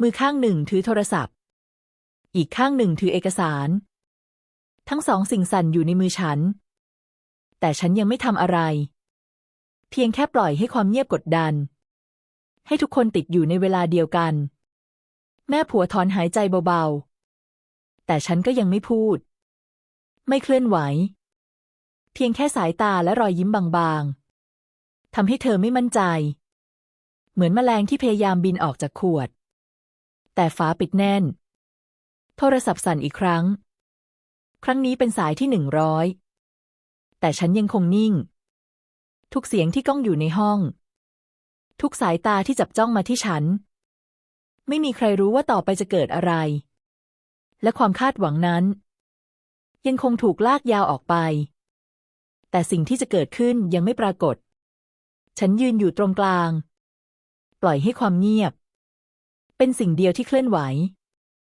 ราวกับโลกทั้งใบหยุดหมุนและทุกคนติดอยู่กับความรอคอยแต่สิ่งที่จะเกิดขึ้นไม่เคยมาถึงฉันยังคงยืนนิ่งอยู่กลางบ้านสายตาของฉันจับจ้องไปที่แม่ผัวเธอยืนอยู่มุมหนึ่งของห้องเหมือนถูกมัดด้วยสายตาและความเงียบของฉันร่างกายเธอสั่นเล็กน้อยแต่ยังพยายามฝืนความตื่นตระหนกโทรศัพท์ยังสั่นไม่หยุดเสียงเรียกของสามีทะลุผ่านหน้าจอแต่ฉันไม่ได้สนใจเพราะฉันรู้ว่าความเงียบและเวลาที่ฉันเลือกใช้มีพลังมากกว่าคำพูดใดๆฉันก้าวช้าทุกก้าวเต็มไปด้วยความมั่นคงราวกับทุกฝ่าก้าวกดดันให้แม่ผัวถอยหลังไปเรื่อยๆฉันหยิบเอกสารขึ้นมาดูอีกครั้งพลิกหน้าไปมารายละเอียดการซื้อขายบ้านทุกตัวเลขทุกรอยเซ็นถูกฉันมองอย่างละเอียดแต่ฉันยังไม่พูดอะไรเพียงแค่ปล่อยให้ความสงสัยกัดกินใจของแม่ผัว แสงแดดยามเย็นส่องผ่านหน้าต่างวาดเส้นบนพื้นเงาของเราและเงาของบ้านยาวทอดไปด้วยกันเหมือนทุกวินาทีถูกยืดออกจนความคาดหวังของทุกคนแน่นขึ้นเรื่อยๆแม่ผัวยืนนิ่งดวงตาของเธอเต็มไปด้วยความกลัวแต่ยังไม่กล้าทำอะไรทุกการหายใจของเธอเป็นเหมือนนาฬิกานับถอยหลังแต่ฉันยังคงยิ้มบางๆสายตาไม่วางจากเธอราวกับกำลังมองผ่านทุกสิ่งที่เธอพยายามปกปิดโทรศัพท์ยังสั่นครั้งนี้เสียงสามีแทบแหลมจนสั่นสะท้านแต่ฉันยังไม่รับปล่อยให้ทุกสายตาและทุกเสียงถูกกักอยู่ในความเงียบฉันเดินช้าๆไปใกล้หน้าต่างอีกครั้งหันกลับมามองแม่ผัวและยิ้มบางๆอย่างมั่นใจความเงียบกลายเป็นความหนักแน่นเหมือนทุกวินาทีถูกบีบอัดเป็นแรงดันทุกคนรอให้บางสิ่งเกิดขึ้นแต่สิ่งนั้นไม่เคยมาถึงฉันวางมือบนโต๊ะปล่อยให้เอกสารกระจายออกเล็กน้อยฝุ่นละอองในอากาศลอยวนเงาของเราทั้ง3 คนทอดยาวบนพื้นและทุกคนยังคงติดอยู่กับความคาดหวังแต่สิ่งที่จะเกิดขึ้นยังไม่ปรากฏฉันยืนตรงกลางบ้านสายตาไม่วางจากแม่ผัวและโลกทั้งใบเหมือนหยุดหมุนทุกเสียงทุกการหายใจทุกสายตาถูกกักอยู่ในชั่วขณะนั้นแต่สิ่งที่จะเกิดขึ้นยังคงไม่มาฉันยังคงยืนตรงกลางบ้านแสงยามเย็นเลื่อนต่ำลงทุกทีกระทบกับฝุ่นละอองล่องลอยสร้างเงาและแสงที่สลับซับซ้อนบนพื้นแต่ฉันไม่ได้สนใจสิ่งรอบข้างทุกสายตาทุกความคิดถูกจดจ่ออยู่กับแม่ผัวยืนนิ่งใบหน้าของเธอเต็มไปด้วยความไม่มั่นใจดวงตาของเธอสอดส่ายเหมือนพยายามหาเส้นทางหลบหนีแต่ไม่มีที่ให้หนีฉันไม่เคลื่อนไหวเพียงแค่สายตาและรอยยิ้มบางๆของฉันเป็นแรงดึงดูดที่จับเธอให้อยู่กับความเงียบโทรศัพท์ยังคงสั่นเสียงสามีเต็มไปด้วยความสับสนและความหวาดกลัวแต่ฉันไม่รับสายปล่อยให้ทุกคนอยู่ในความรอคอยเสียงสั่นนั้นเหมือนตอกย้ำความตึงเครียดแต่สิ่งที่จะเกิดขึ้นยังไม่มาถึงฉันก้าวช้าแต่ทุกก้าวเต็มไปด้วยพลังเดินไปยังโต๊ะกลางห้องหยิบเอกสารขึ้นมาอีกครั้งสายตาฉันจับทุกรายละเอียดแต่ฉันยังไม่พูดไม่เปิดเผยเพียงแค่รอให้ความเงียบและแรงคาดหวังกัดกินทุกคนแม่ผัวยืนตัวแข็งแต่ยังคงพยายามยิ้มรอยยิ้มที่สั่นคลอนแต่ฉันไม่ทำให้เธอพ้นความสับสนยิ่งเธอสับสนฉันยิ่งมั่นใจเหมือนอำนาจทั้งหมดอยู่ในมือฉันหยุดเดินยืนเงียบมองไปที่แม่ผัวมองไปที่โทรศัพท์ที่ยังสั่นไม่หยุดทุกวินาทียาวออกทุกคนรอให้บางสิ่งเกิดขึ้นแต่สิ่งนั้นไม่เคยมาถึงฉันละสายตาไปที่หน้าต่างมองออกไปที่ถนนว่างเปล่าโลกภายนอกสงบเงียบแต่ภายในบ้านความตึงเครียดเหมือนอากาศหนาทึบแม่ผัวยืนเงียบฉันยืนเงียบโทรศัพท์ยังสั่นแต่ไม่มีอะไรเกิดขึ้นทุกสิ่งหยุดชั่วขณะเหมือนโลกทั้งใบถูกแขวนไว้ทุกคนถูกดึงเข้าสู่ความคาดหวังแต่สิ่งที่จะเกิดขึ้นยังคงไม่ปรากฏฉันเพียงยืนตรงนั้นปล่อยให้ความเงียบและสายตากลายเป็นเครื่องมือที่กดดันทุกคนรอบตัวทุกลมหายใจที่เคลื่อนไหวทุกจังหวะหัวใจที่เต้นถูกชะลอให้รอแต่สิ่งที่จะเกิดขึ้นไม่เคยมาถึงฉันยังคงยืนนิ่งแสงแดดยามเย็นเริ่มจางบ้านเงียบสนิทเหมือนทุกเสียงถูกกลืนหายไปฝุ่นละอองในอากาศล่องลอยช้าๆทุกอย่างช้าเหมือนโลกหยุดหมุนแต่ความตึงเครียดกลับหนาขึ้นเรื่อยๆแม่ผัวยืนตัวแข็งดวงตาเต็มไปด้วยความวิตกเธอรู้สึกถึงแรงดึงดูดบางอย่างแต่ไม่สามารถระบุได้ว่าอะไรทุกการเคลื่อนไหวของฉันทุกสายตาที่ฉันมองเหมือนกำลังสั่นสะเทือนพื้นฐานของเธอโทรศัพท์ยังคงสั่น เสียงสามีดังทะลุหูแต่ฉันยังไม่สนใจฉันละสายตาไปที่เอกสารบนโต๊ะพลิกหน้ากระดาษไปมาอย่างช้าๆอ่านทุกบรรทัดแต่ไม่ได้พูดอะไรเพราะพลังที่แท้จริงไม่ได้อยู่ที่คำพูดฉันเดินไปใกล้หน้าต่างหันกลับมามองแม่ผัวรอยยิ้มบางๆปรากฏบนใบหน้าไม่ใช่รอยยิ้มของความสุขแต่เป็นรอยยิ้มของการรอคอยรอให้เธอรู้สึกถึงความไม่มั่นคงรอให้ความสงสัยกัดกินใจเธอแม่ผัวยืนเงียบร่างกายสั่นเล็กน้อยแต่ยังพยายามคงท่าทีมั่นใจแต่ไม่สามารถปกปิดความกลัวที่แผ่ซ่านทุกสายตาจับจ้องฉันทุกลมหายใจที่ออกมาหนักขึ้นแต่ฉันยังคงนิ่งปล่อยให้ความเงียบครอบงำทุกสิ่งโทรศัพท์ยังสั่นครั้งนี้เสียงกรีดร้องของสามีสั่นสะเทือนเหมือนเขาพยายามบอกอะไรบางอย่างแต่ฉันไม่รับเพราะฉันรู้ว่าความเงียบและเวลาที่ฉันควบคุมมีพลังมากกว่าคำพูดใดๆฉันเดินไปกลางห้องอีกครั้งหยุดยืนนิ่งหันมองแม่ผัวและสายตาของฉันจับจ้องเอกสารในมือแต่ฉันยังไม่ทำอะไรไม่พูดอะไรเพียงปล่อยให้ความคาดหวังและความสงสัยก่อตัวขึ้นรอบตัวทุกคนทุกลมหายใจทุกสายตาทุกการเคลื่อนไหวถูกบีบอัดเป็นแรงดันรอคอยบางสิ่งแต่สิ่งที่จะเกิดขึ้นยังไม่ปรากฏทุกคนติดอยู่ในความรอคอยแต่สิ่งนั้นไม่เคยมาถึงฉันยืนตรงนั้นเงียบสายตาจับจ้องทุกสิ่งและทุกคนยังคงรอสิ่งที่จะเกิดขึ้นแต่สิ่งนั้นไม่เคยมาถึง